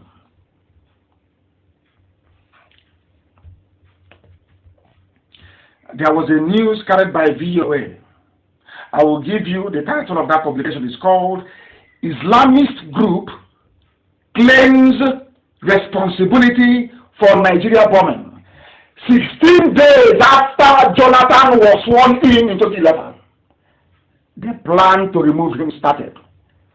And I am making this assertion so when I go to the US, Obama can sue me. I am making it very clear right now here that President Barack Obama is a jihadist. He's a murderer and he's a killer. Listen carefully. Obama is a murderer and a killer. Obama never loved black people or loved Africa. No. And I'm proving it to you now. With facts and with figures. Somebody saying they were listening to me, but it's cut off. I hope and pray that people are back. They are back. We are nearly at 6,000. Doesn't matter. We'll continue. Keep sharing it. So that Facebook will be... Cause might be now to have a hammer. Mass people everywhere. Jonathan was sworn in May, and in June, the Fulani Janjaweed started to kill people. They did not agitate like IPOB. They were not peaceful. They wanted power by all means. And they started to kill their so-called fellow Nigerians to achieve it. And who was helping them? Obama. This news was reported by VOA on June 15, 2011. Militant Islamic group Boko Haram is claiming responsibility for a suicide bombing outside the police headquarters in Nigeria's capital, Abuja, on Thursday. Who are the sponsors? Only Mbume, who is the chief negotiator, Muhammadu Buhari, who said an attack against Boko Haram is an attack against the law to Buhari. Knowing all these things, knowing that Buhari was in bed with Boko Haram terrorist group, why did Yorubas vote for him? Yoruba, why did you vote for him? Why? I'm asking a simple question. Because you are all agents of races all over the world. You want to hold people down. You don't like fairness. You don't like justice. Jonathan was removed because Nigeria is an Islamic country. Some of you don't know this. I was told when I was in detention in DSS dungeon that Nigeria is an Islamic nation. They don't want any Christian in Asrock. So you don't know that? You don't know that Jonathan was an aberration.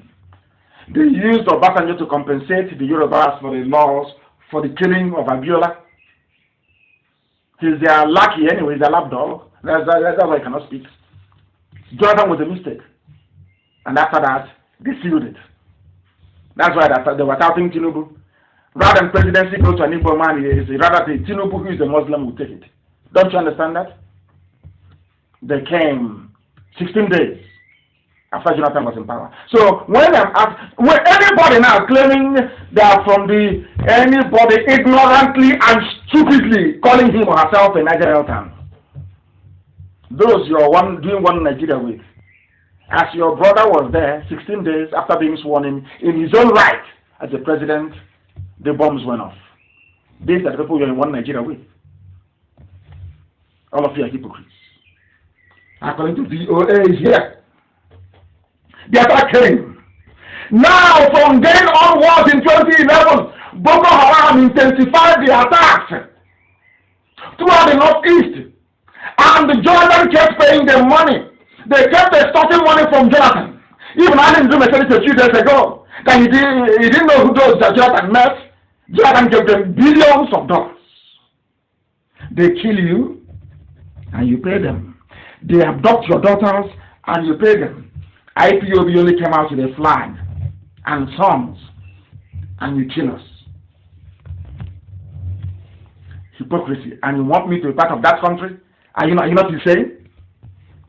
We continue. They started killing. Jonathan made every effort.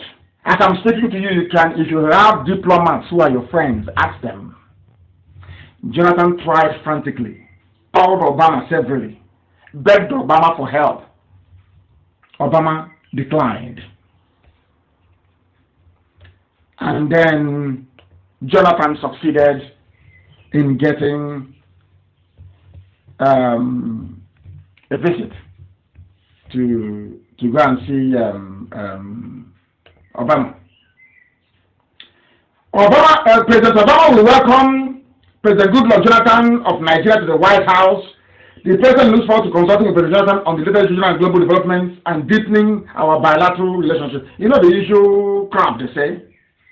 Jonathan, I know that President Jonathan is listening, and a very lovely wife, who is my aunt, of course, Patience Jonathan. That is why anybody going towards her, look at what's happening tonight. I'm going to destroy the Fulani Cabal. Now, do you know what happened? Jonathan met with, I'm just reading out the press statement from White House to tell you that Jonathan went. After calling Obama on the phone and begging, Jonathan traveled to Washington to go and meet Obama. Hey. He It was then after the fruitless effort, Obama said, no, I will not help you. Point blank, Obama said no to Jonathan. I won't help you. Obama wanted Jonathan out and for a jihadist to come in so that they can continue this march. What is happening today in Nigeria, the killings, the massacre, the mayhem, Obama is aware of it. He planned it. Barack Obama. I'm traveling to the US after the whole coronavirus nonsense. I want him to sue me. I'll be in America and I will say it in the US. I want him to sue me in America. Good luck, Jonathan. After enduring all of this nonsense, remember the Christmas Day bombing, 25th of December of 2011. Have you forgotten? In Malala, if I'm not mistaken. After that, the next year, being 2012, according to BBC, Goodluck Jonathan said that officials in his government, the Fulani people in his government, were sponsors of Boko Haram. He said it. BBC, 8th of January 2012. Nigeria's Goodluck Jonathan, officials backed Boko Haram. Hey, astonishing. Nigeria's president, I'm limited first. Nigeria's president has said for the first time he thinks sympathizers of Islamist Boko Haram group are in his government security agencies. This is a warning for those of you doing IRAT's job, for those of you working for Alamadri, for those of you who are DSS agents everywhere, for those of you carrying file, working for janjaweedism, thinking we will not know. Do you know that Boko Haram came out? People inside the presidency of Jonathan were working for Boko Haram. Do you know why they were working for them? They wanted one outcome. They want Fulani domination. They wanted a Fulani man to take over power. They had to undermine a Christian, a sitting president who is a Christian, that a Muslim may come in. All of them. Jonathan confessed. And he confessed because in 2012, Boko Haram was everywhere, wave after wave of attack. Who were those behind it? Barack Obama, Muhammadu Buhari, and the Islamic Janjaweed movement. That was when what you're seeing happening today, the killings in the north, did not start now. It was conceived by Obama, President Barack Obama of America. That is to tell you that blacks are serving whites, even if they are president or ex-president. Jonathan was pleading. Barack Obama said no. And the Boko Haram went into overdrive. Every Fulani billionaire, all the money they have made, they were giving it to Boko Haram. Compared to IPOB. Nobody has come out from the presidency of the zoo in Aisha's administration to say we gave Boko Haram XYZ. But they can publish what they claim. I am paying our lobbyists in America.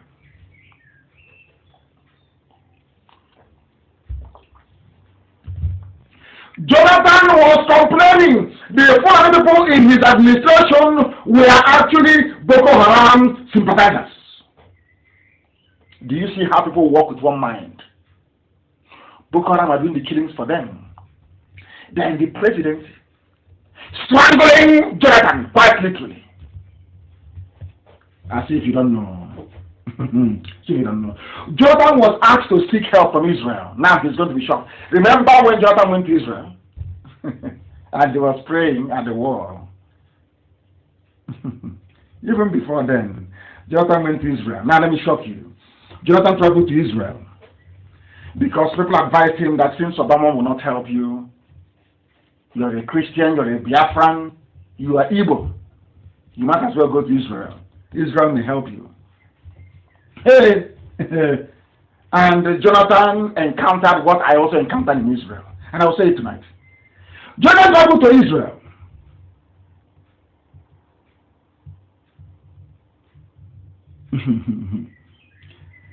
They asked him, Do you know who advised him to go to Israel?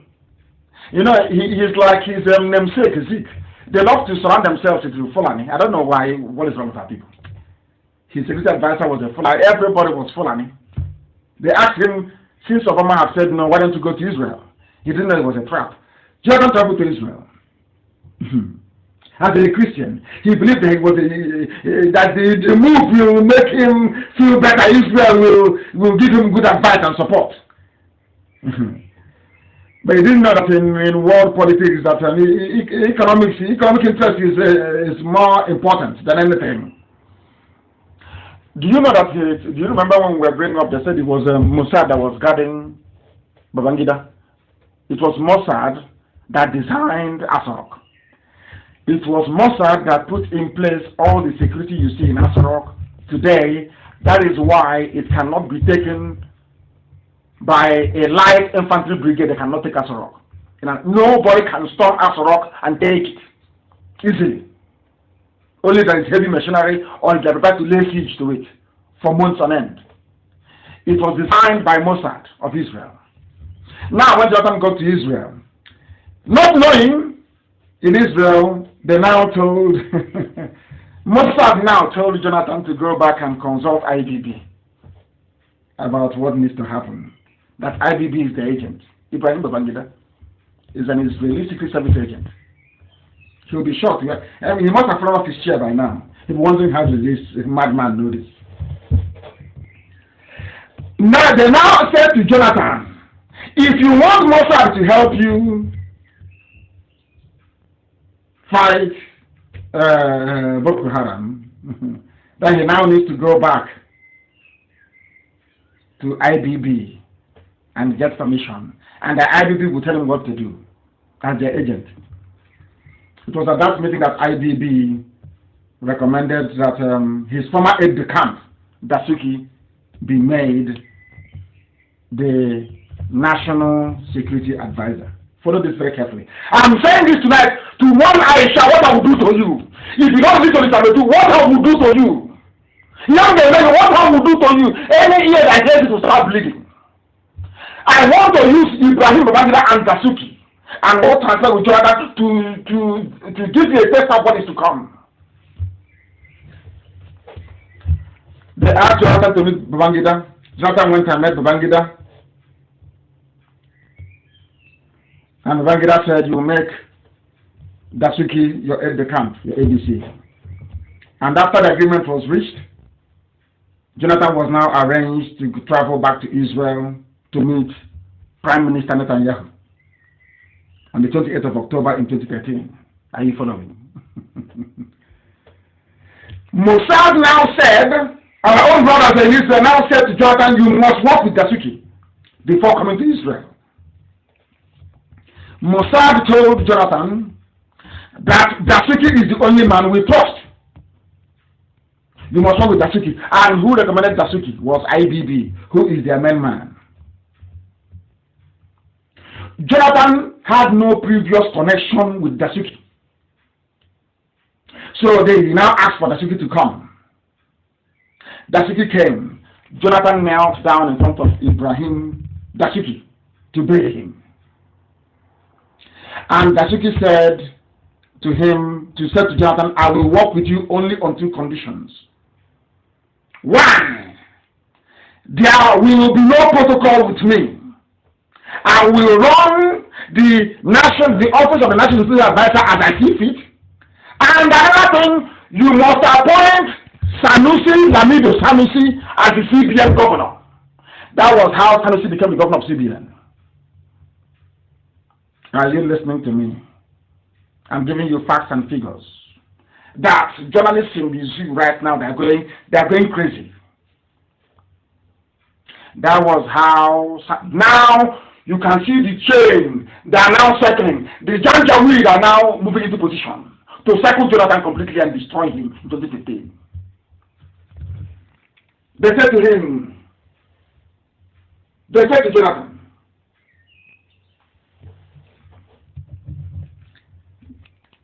Dasuki said to Jonathan, appoint my fellow Janjaweed, appoint Sanusi as the central bank governor, and you must give me access to central bank to take however much money I want without protocol.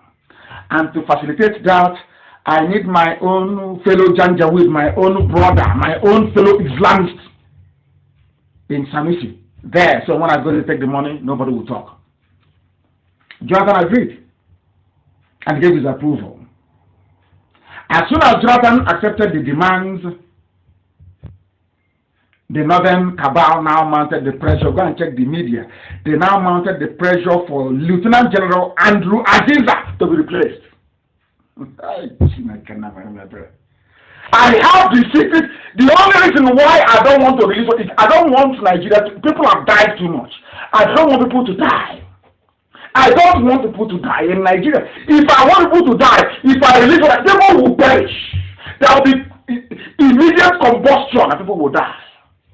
I'm thinking Aisha needs to reason and do what I've asked her to do. Not just she knows the number to call to reach us, so we can tell her the modalities, how the referendum is going to go. Or else, I'm finishing Nigeria. Nigeria is gone after tonight. They're finished. How more? Nah, that's what I must preach. Jonathan made Sanusi Lamido Sanusi CBN governor so that Dasuki can have easy access to foreign currency without question. He can take any amount he likes. Nobody can question him. That was the deal. Babangida was in on it. Mossad, that was the condition to Jonathan. He wanted access to central bank money. They now replaced Aziza. I want you to know that Aziza was replaced in June of 2012. June 20 was removed. At the height of Boko Haram insurgency. At the height. There was a publication. And Amaka, don't sleep, oh. Amaka, don't attempt to sleep. Biko, I'm begging you. Tell Amaka not to sleep, please. I don't need them sleeping tonight. I'm going to read out the headline, and I want to, every headline, every publication that I spell out, I want you to copy it. Copy it. Google it. If you're on my page, you should be able to find it. Search for Nigeria, Northern Governors hail removal of National Security Advisor and the Defense Minister. These were the grand plan of Babangida with Mossad. Mossad was doing it because they wanted to keep their agents on the ground, means IDB. But IDB and Dasuki with Sanusi, they now used it to build the base of Boko Haram and the Fulani hegemony. They now had access to uncontrollable amounts of money and in foreign currency. Ibrahim Dasuki. I campaigned for him to come out of detention. No doubt about that, because he was detained illegally. I'm not giving you facts and figures. Northern governors hail removal of NSA and Defense Minister. It was published by the janjaweedism and Daily Trust. Now, at this time, this was when Jonathan realized now that the entire northern governors, all of them, were all sponsors of Boko Haram. The entire north. Everybody wanted Jonathan to leave office before 2016, before the next round of negotiations of oil well contracts. Jonathan had to go.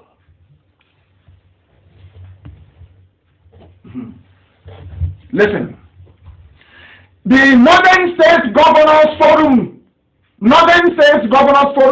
has described the decision of President Goodluck Jonathan to remove Minister of Defense, Dr. Bello Haliru, and National Security Advisor, Lieutenant General Andrew Aziza, as a good step in the right direction. These were the people fighting Boko Haram. They now removed them and installed the one person that Babangida advised Mossad is who he wants, Ibrahim Dasuki. And Dasuki now said, I want a central bank governor that I can take money from without any question. They now recommended Lamido Sanusi Lamido. I think that is Sanusi Lamido. I don't know how it's pronounced. The Qatar now use Dasuki to create a very strong impression before Jonathan that they are the ones that overthrew Buhari. That nothing will happen because it was Dasuki that arrested Buhari when he was overthrown and took him to prison in Benin City, where he spent about 3 years or thereabouts. Besides, Dasuki is a former colonel in the army and from a royal family and the 18th son of the Sultan of Sokoto. He is grounded in all the plans and all the plans to sabotage Jonathan's government. He knows everything.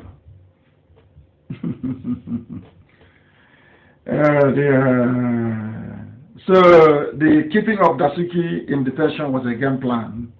They know they all stole the money. And what I'm saying tonight is that Dasuki that gave money to Olisametu is not in prison.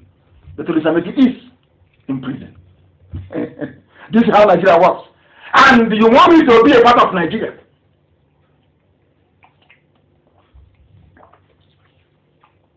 You accuse me of stealing, you tell me. But the person that gave me the money that you cost me with is working about freely. Is that justice? Is that fairness? Who would want to be in such a country, I'm asking you? Who in their right mind? We'll continue this evening. I said this is lecture that I'm giving. We are giving a lecture. Lecture. Nkuzi. I want to let Aisha Buhari know that the secrets I have about Nigeria is it's just an appetizer. Don't release the summit, then you see. This was a simple appetizer. They used Dasuki. The appointment of Dasuki gave Ibrahim Babangida and his men unlimited access to CBN. They stole CBN dry. That man in a wheelchair. Even in a wheelchair, Babangida is still stealing and thieving. He thinks Mossad will defend me. Oh, dear me. You know what they did? They started losing billions of dollars, unaccounted for. They said it was for arms procurement, but they only went to buy refurbished tanks, and in the process, billions were stolen. You know me, I have facts and figures. BBC carried it home. 12th of February 2016, Nigeria to probe generals over arms fraud. Arms fraud facilitated by Ibrahim Babangida, executed by Dasuki through a kleptomaniac in Sanusi. Oh, Fulani, because of Jonathan's cowardice, Fulani Caliphate, the Janjaweed, the feudal lords, they made nothing less than 11 billion US dollars. 11 billion. That was not bringing money all over the place. Even on the wheelchair, Babangida make money. That is why they can import the grass. You know, the son plays polo with a horse. The grass the horse eats, they import from the pampas of Argentina. The horse that Babangida's son Mohammed uses to play polo, they import it from Argentina. They are zoo. Is there? 12 senior Nigerian army officers have been handed over to the anti-corruption agency for their alleged involvement in arms scandal. That was the 2 billion they can find. That's why they're holding Olisametu. Olisametu never took any money from anybody, not from central bank, but they're holding him because he is an Igbo man, he is a Biafran. They know nobody will stand up for him. They know the politicians cannot circle their wagon and say enough is enough. They have been backbiting and stabbing each other at the back, and that they are useless. They can't come together to fight for anyone. It is there for us to fight for them. And we shall continue to do so, because it's the right thing to do. Generals indicted, or should I say, of course, indicted. That's Nigeria for you. We'll continue. I'm giving you facts and giving you figures. Furthermore, Transparency International Defense and Security made a report on how all the funds made available to Jonathan's government were looted. So, as the Fulanis were stealing the money, the Fulanis were giving part of it to Yoruba media to say that Jonathan is corrupt. And Jonathan, being a gentleman who cannot speak for himself, was helpless. Obama wanted him out. Israel that he went to, as he ran to them as a brother, they referred him again to Muslims. Mossad of Israel, which is a disgrace. Referred Jonathan back to Muslims because they are their agents. Agents against your own people. Agents against your own people. Terrible. We continue. After the report, let me give it to you, please, so you know what I'm talking about. It was a publication by Transparency International. Transparency, it is called Weaponizing the title is Weaponizing Transparency. Defense Procurement Reform as a counter-terrorism strategy in Nigeria. They are the ones that refused to help Jonathan Obama's administration. But now that Jonathan had gone to Israel and Israel said, do what Babangida asked you to do, which is to appoint Dasuki. And Dasuki said, before I can take it on, you must appoint Sanusi to give me access to money. They are now blaming Jonathan again for corruption in PDP, corruption everywhere. We are rats. It is Fulani that we're taking all the money. The same thing they're doing today. That's where they are. To loot, as Lugar said. Transparency International. No weapon came. Instead of Obama to give weapons directly to Jonathan to go and fight Boko Haram, they asked them to go and bring the money and buy. Jonathan, before Jonathan could get at the money, they said, you must push Tasiki and Sanusi Lamido, and that was the end of it. And instead of fighting Boko Haram, they were busy looting all the money and people were dying. Unbelievable. There are plenty. Very many of them. That was how. This is just a snippet. That was how Jonathan's administration crumbled. That was how it crumbled. Had Israel given him support direct, as Israel gave to Babangida after the coup attempt by Norman Baxter? Was it Baxter's one or of that failure of Obama? That is why Christians are being killed today, and to an extent also Muslims. There are reports everywhere. They are claiming that I'm talking to America, I am lobbying America, I am paying so much money to lobby America for the killing of Christians, but it is a fact. And it is here. The full list is here. And Miyeti Yala is a terrorist organization. No one has prescribed them. They are still there. The killings are just too many. Which one will I read out and which one will I abandon? Who the man responsible anytime there is killing in the northern part of the zoo called Nigeria? The person that should come to your mind first is Obama. Second is Buhari. Third is Ibrahim Babangida. Fourth is Ibrahim Dasuki. Fifth, you have Sanusi, Lamido Sanusi. Sixth, you have the northern governors, the Sharia North. That's the reason why people are dying today. And they have the temerity to blame Jonathan they have the temerity to blame the terrorists when they themselves are the ones that used it to leverage it, to siphon and to loot as much as possible. There are headlines all over the world attesting to the fact that Christians in Nigeria, Christians, they are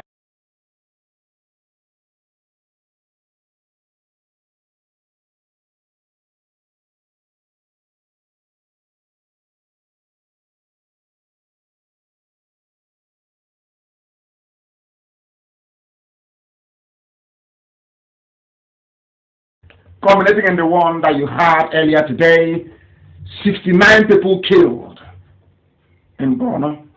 That is the gift of Fulani to you. And after all these shenanigans, after all this looting, killing, subterfuge, deception, and lies, somebody will come out and say, I am from the north. I want to contest in 2023. And some of you fools will say, that is what I said. A black man, your problem is in your brain. Nowhere else. Any day you learn to reason properly, all your problems are solved. You have running water, you will have electricity, and even Elohim will bless you. We are live and we are direct. The world is listening. The time now is approximately 20 minutes to 10 p.m. in the land of Biafra. What I preach is gospel. Let them, don't release all the Samaritan now. You'll see what will happen. Then you get the proper analysis. What I find shocking is this. Of all the different ethnic nationalities you have in the north, of which all of them, I am sure, outnumber, at least the major ones outnumber the Fulanis, how is it possible that only 7% of the population is able to control all of you? It's not that the Fulanis are educated, and that is what I find astonishing. It's not that they are smart, they're not educated, they move their useless cattle from place to place. They research on how to make suya better by the invented cliche, which is to the art of slicing wafer slice of a meat and you sun dry it. That's the achievement in 33 years. You have all these tribes in the north. They are Fagers, they are Chipas, they are Fizeres, they are Fors, they are Lagos, they are Mons, they are Nogutas, the Angas, the Ankwe, the Attackers. All of you are there. You cannot group together. I say enough is enough. Look at what they did to Hausa people. The same thing that they're using the likes of Ngige to do today. They will always send a traitor amongst you. That's where they operate. Send a traitor amongst you. So that traitor will be singing. And then they will come. All of you are there. You have not managed to get yourselves together. The Bele, the Bayos, the Bashiris of Plateau State, the Bakers of Bauchi, the Baras of Bauchi, the Banso of Adamawa, all ethnic nationalities subsumed and swallowed by the Fulani, using terrorism and advanced janjaweedism. You people, I feel sorry for you. I feel sorry for all of you in the zoo called Nigeria. There are the Goas in Adamawa, the Gures are in Kanu. None of them all is Fulani or Hausa. These are, how come they are not minorities?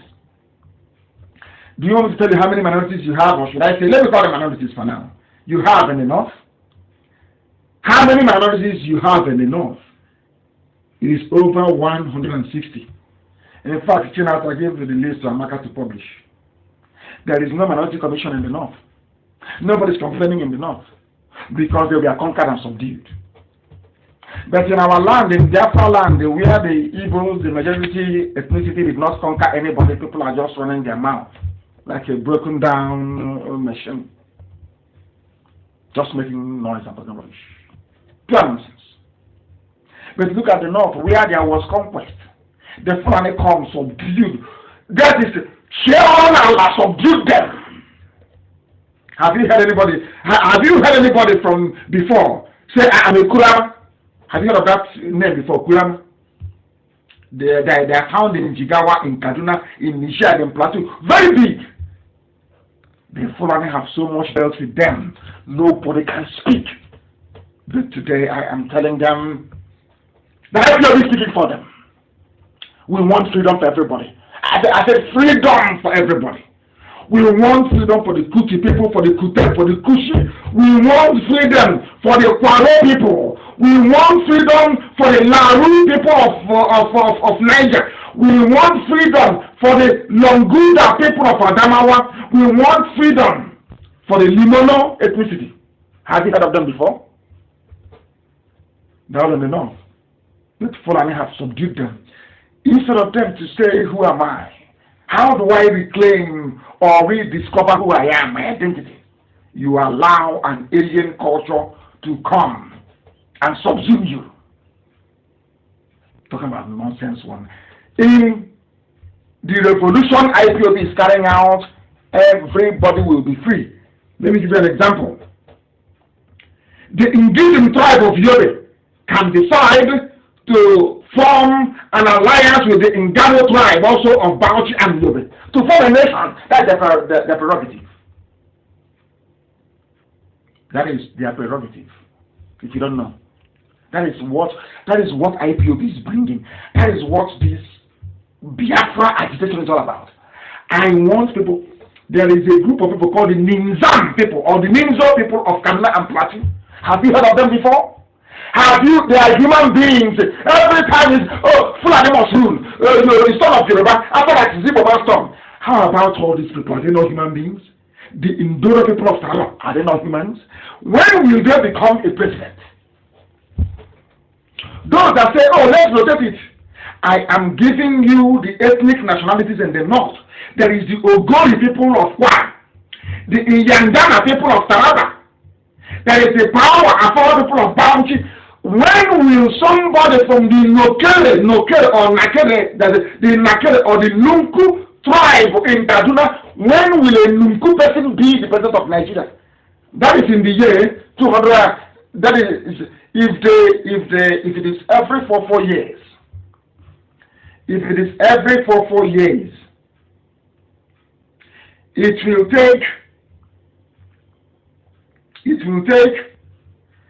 nearly 1,200 years for somebody from the Nakere ethnicity in Plateau to become the president of Nigeria. Let us do it every 4 years, every 8 years. It will take nearly 2,000 years. Yes. Because what is here, the ethnicities that you have here, the different ethnicities that you have here in the north, is merely that is the Sakibe people of Taraba, the Rumaya, the Shira. There is a. Do you know in Kanu? He is not only Hausa people in Kanu. The Shirawa, or Shira people are in Kanu. They are an ethnicity. When will a Shira person become the president of Nigeria? When will a Shanshan person from Plateau become the president? Even in Sokoto, that you have the a house before the Fulanis came and kicked them out, there is another ethnicity there in Sokoto called the Shanga people or Shangawa ethnic group. When will a Shangawa person become the president of Nigeria? What I'm telling you right now is, if we have to rule at one year each, in the north, one year, it will take 305 years from now. 305, if they rule one year each for the presidency to rotate, it may not get to you or your people until your lineage is wiped out from the face of the earth. Do you see what the white man did to you? It was the white man that made it possible that the Yumu people, Yumu of Niger State, they don't exist. What exists in Nigeria, if you're lucky, is Arewa, Oduduwa, Biafra, or what we hear about every day because of our education. You heard about Igbo, you hear about Ibibio, you know about Efik, you know about Ekoi, you know about Ijaram, you know about Oron, you know about Anang, of course, about the Anang adoration, the only video. You know about Ison, you know about Urobo, you know about Ishekiri, you know about Isoko, don't you? You know about Esha.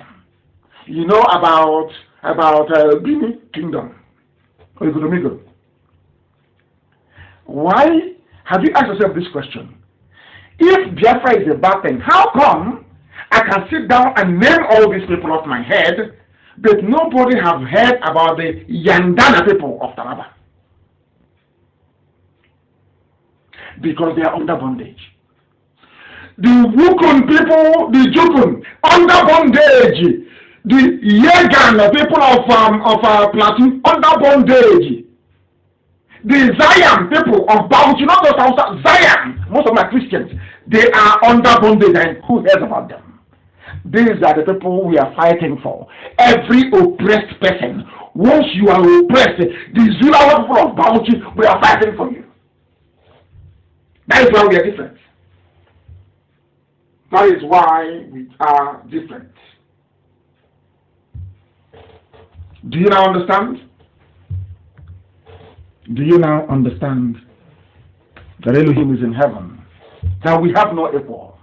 None whatsoever. All these people, are they not? How can a white man come with one stroke of the pen, the history, the culture, the life of the Wukun people not known, the Wamba people, they are not known, the Wadi people of Bauchi not known, the Waka people, W-A-K-A, of Taraba, nobody knows them anymore. They're gone.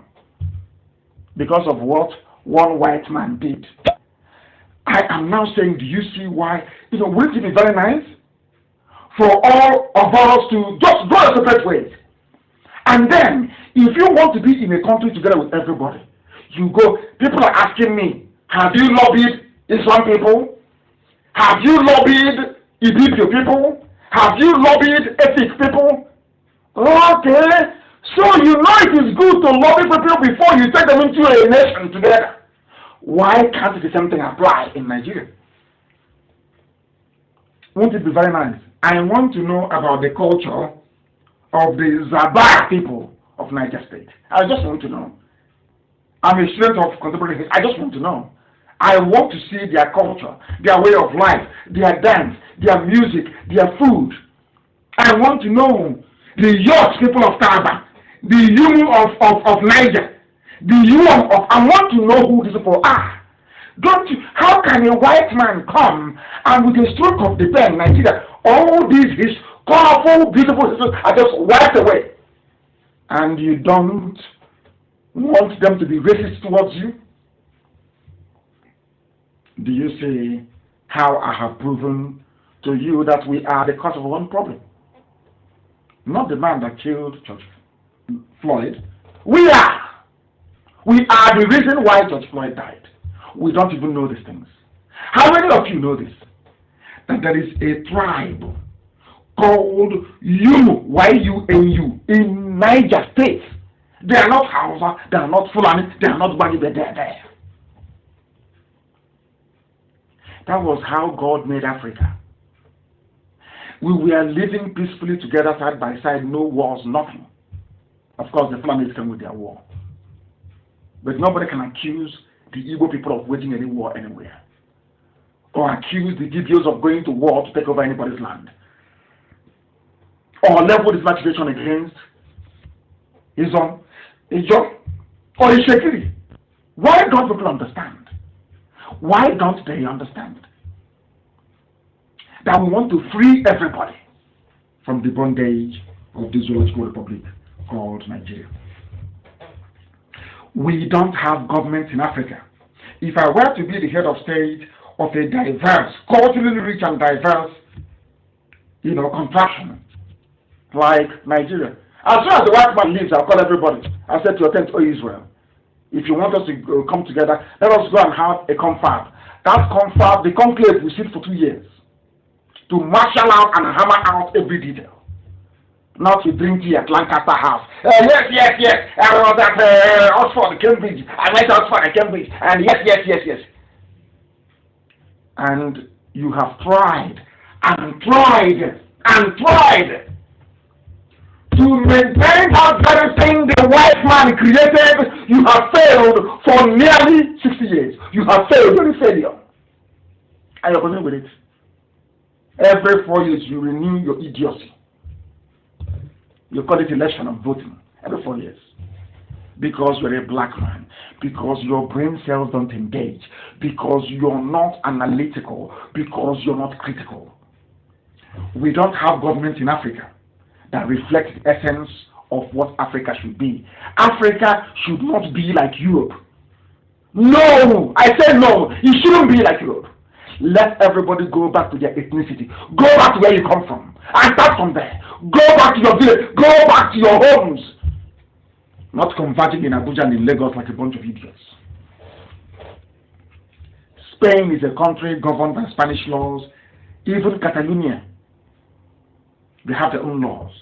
You have English people in England speaking English language and making laws in English. In France, it's the same. Everywhere it is the same. Why can't Africans reason? Why can't I make laws in Igbo land, in Igbo language? Why not? Why can't I make laws in Ishekiri language for Ishekiri people? What is wrong with the black people from Africa? Why must you copy or maintain a racist creation? These are artificial boundaries that you have. When somebody questions what a white man has done, you say, he's in secession. You're deceiving. You're insulting me. As somebody talking to me about it, that means you're insulting me. How can I secede from something I did not create? If I go into an agreement with you, then you can call it alternative secession. I don't know who you are. You came from somewhere, looking very pale and white. You come and you say, your name is Nigeria. And the idiots are jumping up and down. You don't know we are Biafrans, that we reason. You don't know we reason. We don't answer the name of a river. We don't. We name rivers. Rivers don't name us. Mad people everywhere. Some of you, I want to tell you something this evening. I want to teach you something this evening that some of you don't understand. There is a place called Katsina Allah in Benue State. That Katsina Allah was created in 1914.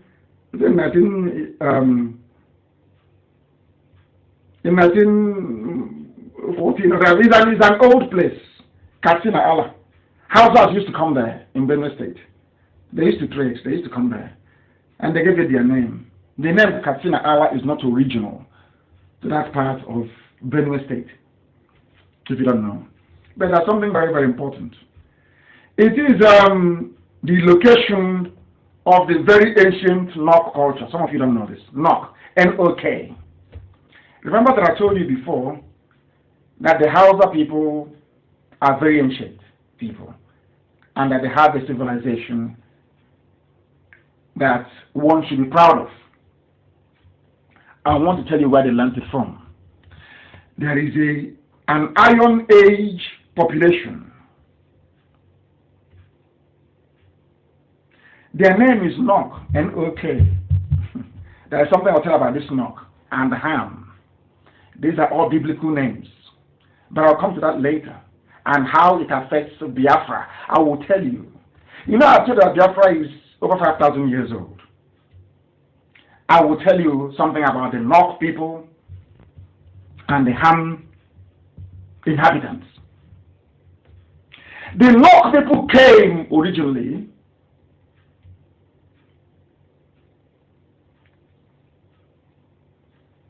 from Benue State. It was when the Hausas came that they copied their bronze works, how to smelt tools, and how to forge tools, and took it back to Zaria. That was how the Hausa people learned to build a musket, a gun. The Hausa people learned how to build a gun before any white man did anywhere in the whole world. You'll be shocked. They came to the land of Nok in present-day Benue State. They learned how to smelt, and they learned how to forge tools. And you know the funniest thing? They were doing this thing 500 to 1,000 years before Christ was born. 1,550 BC. I don't want them to close us down before they say we know too much. I don't want somebody to say this guy shouldn't come. This people they know too much. When the white man was still groveling all over the place, before they came down from the mountains in Russia, the Caucasus, black people in Africa are building guns. But when God saw the wickedness in our hearts, that we don't love each other, we are very evil and wicked, He took the grace, it's called grace, took that gift, took it away from us, and gave it to Europeans. You don't know this before, do you? That before the white man started covering his nakedness, there is a piece of Biafra land where people were smelting iron.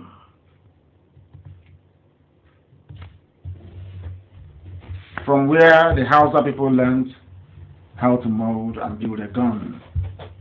They gave that place their name, Katsina Allah, in remembrance of, a memory of Katsina, the proper Katsina itself.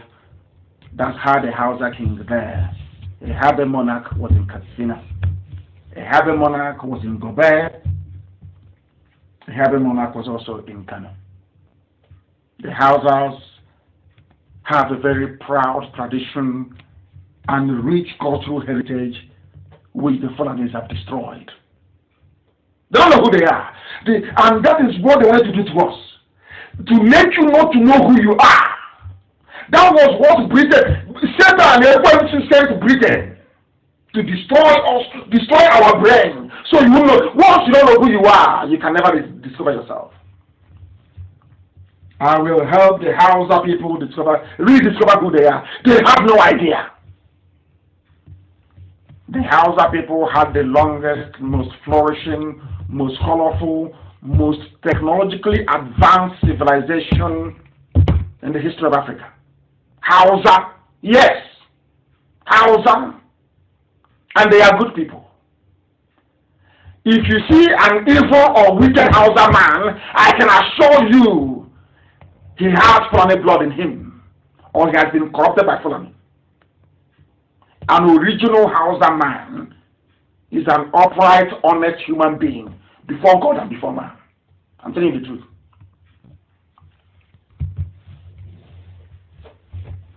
I don't know if people can handle this program even more. I don't know. I doubt if they can. It's brain resetting. Brain resetting. We must prepare to preserve who we are, our culture, our way of life. We must prepare to defend our land. Because those that want our population to be reduced, they are working very, very hard. Very, very hard. But we have prevailed. As we will always prevail. I have a very special announcement to make this very evening, or night as the case may be, or morning, depending on where you are listening to us from. We have published our code of conduct. The DRS published it, and that is our own IPOB Bible. Make sure you download it and go through it. Every coordinator all over the world must have a copy, and make sure that copies are provided for our people, because the whole world is now flooding into IPOB because they have seen the light. And we must tell them how we conduct ourselves. We now have a working document, a code of conduct. We have also set up a conflict resolution committee that will handle every grievance, every complaint, and their decision is final. You don't appeal it. Please, we must begin to put in place the structures we are going to adopt and run in Biafra. And there are some slight changes in the USA. I am announcing this evening that our new Maryland State Coordinator is Mazi Oliver Obi. I repeat, Maryland, USA. The new coordinator is Mazi Oliver Obi.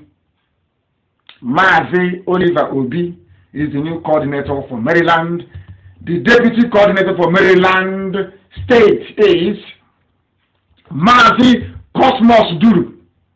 Deputy coordinator Mazi Cosmos Duru. There is a place called Maryland PG, the county. The zonal coordinator is Mazi Patrick Ndubisi. This takes effect immediately, and I want to thank all our officers that served in this position. Chimakpanu did very well. He served admirably. I have another job that I want him to do, and he will do it very, very well. I think our USA coordinator announced that. That was yesterday or 2 days ago. But Mazi Oliver Obi will replace Chimakpanu as the coordinator for Maryland.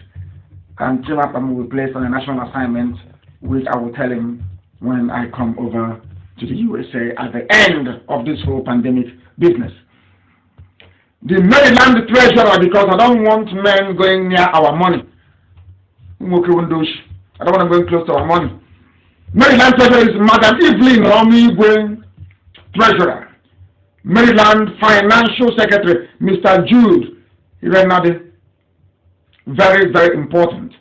And I'm also announcing this evening that IPOB is one family. We are not two, we are not three.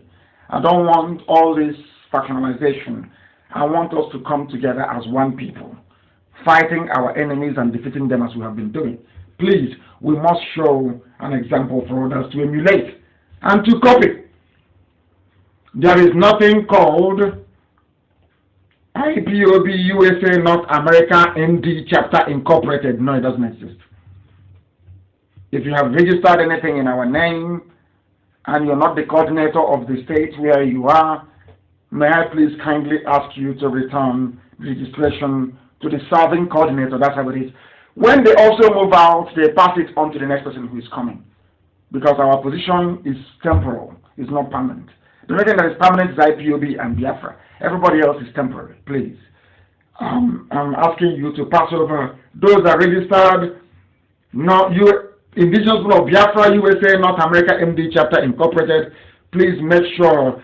In fact, the trade name is IPOB MD.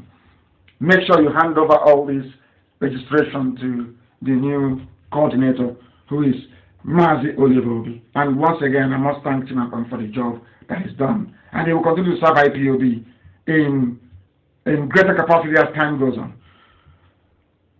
And anything of IPOB, any officer, do a handover to the new people, please. Very, very important. Wherever you are, if you are being reassigned or you're moved sideways, please make sure you hand over to the new person. We want to train ourselves as to how Biafra will be. Not when you're reassigned, you go and form your own new Biafra, form your own new country. No. We want to do things properly. And on that note, we have come to the end of today's program. And as always, I thank all of you wherever you have listened to us from.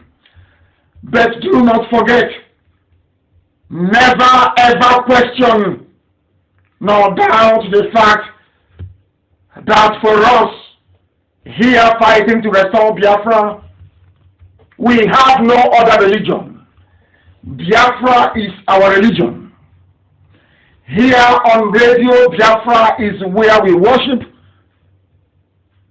because Elohim is our God. I thank you very much for listening. And from me, from here, good evening.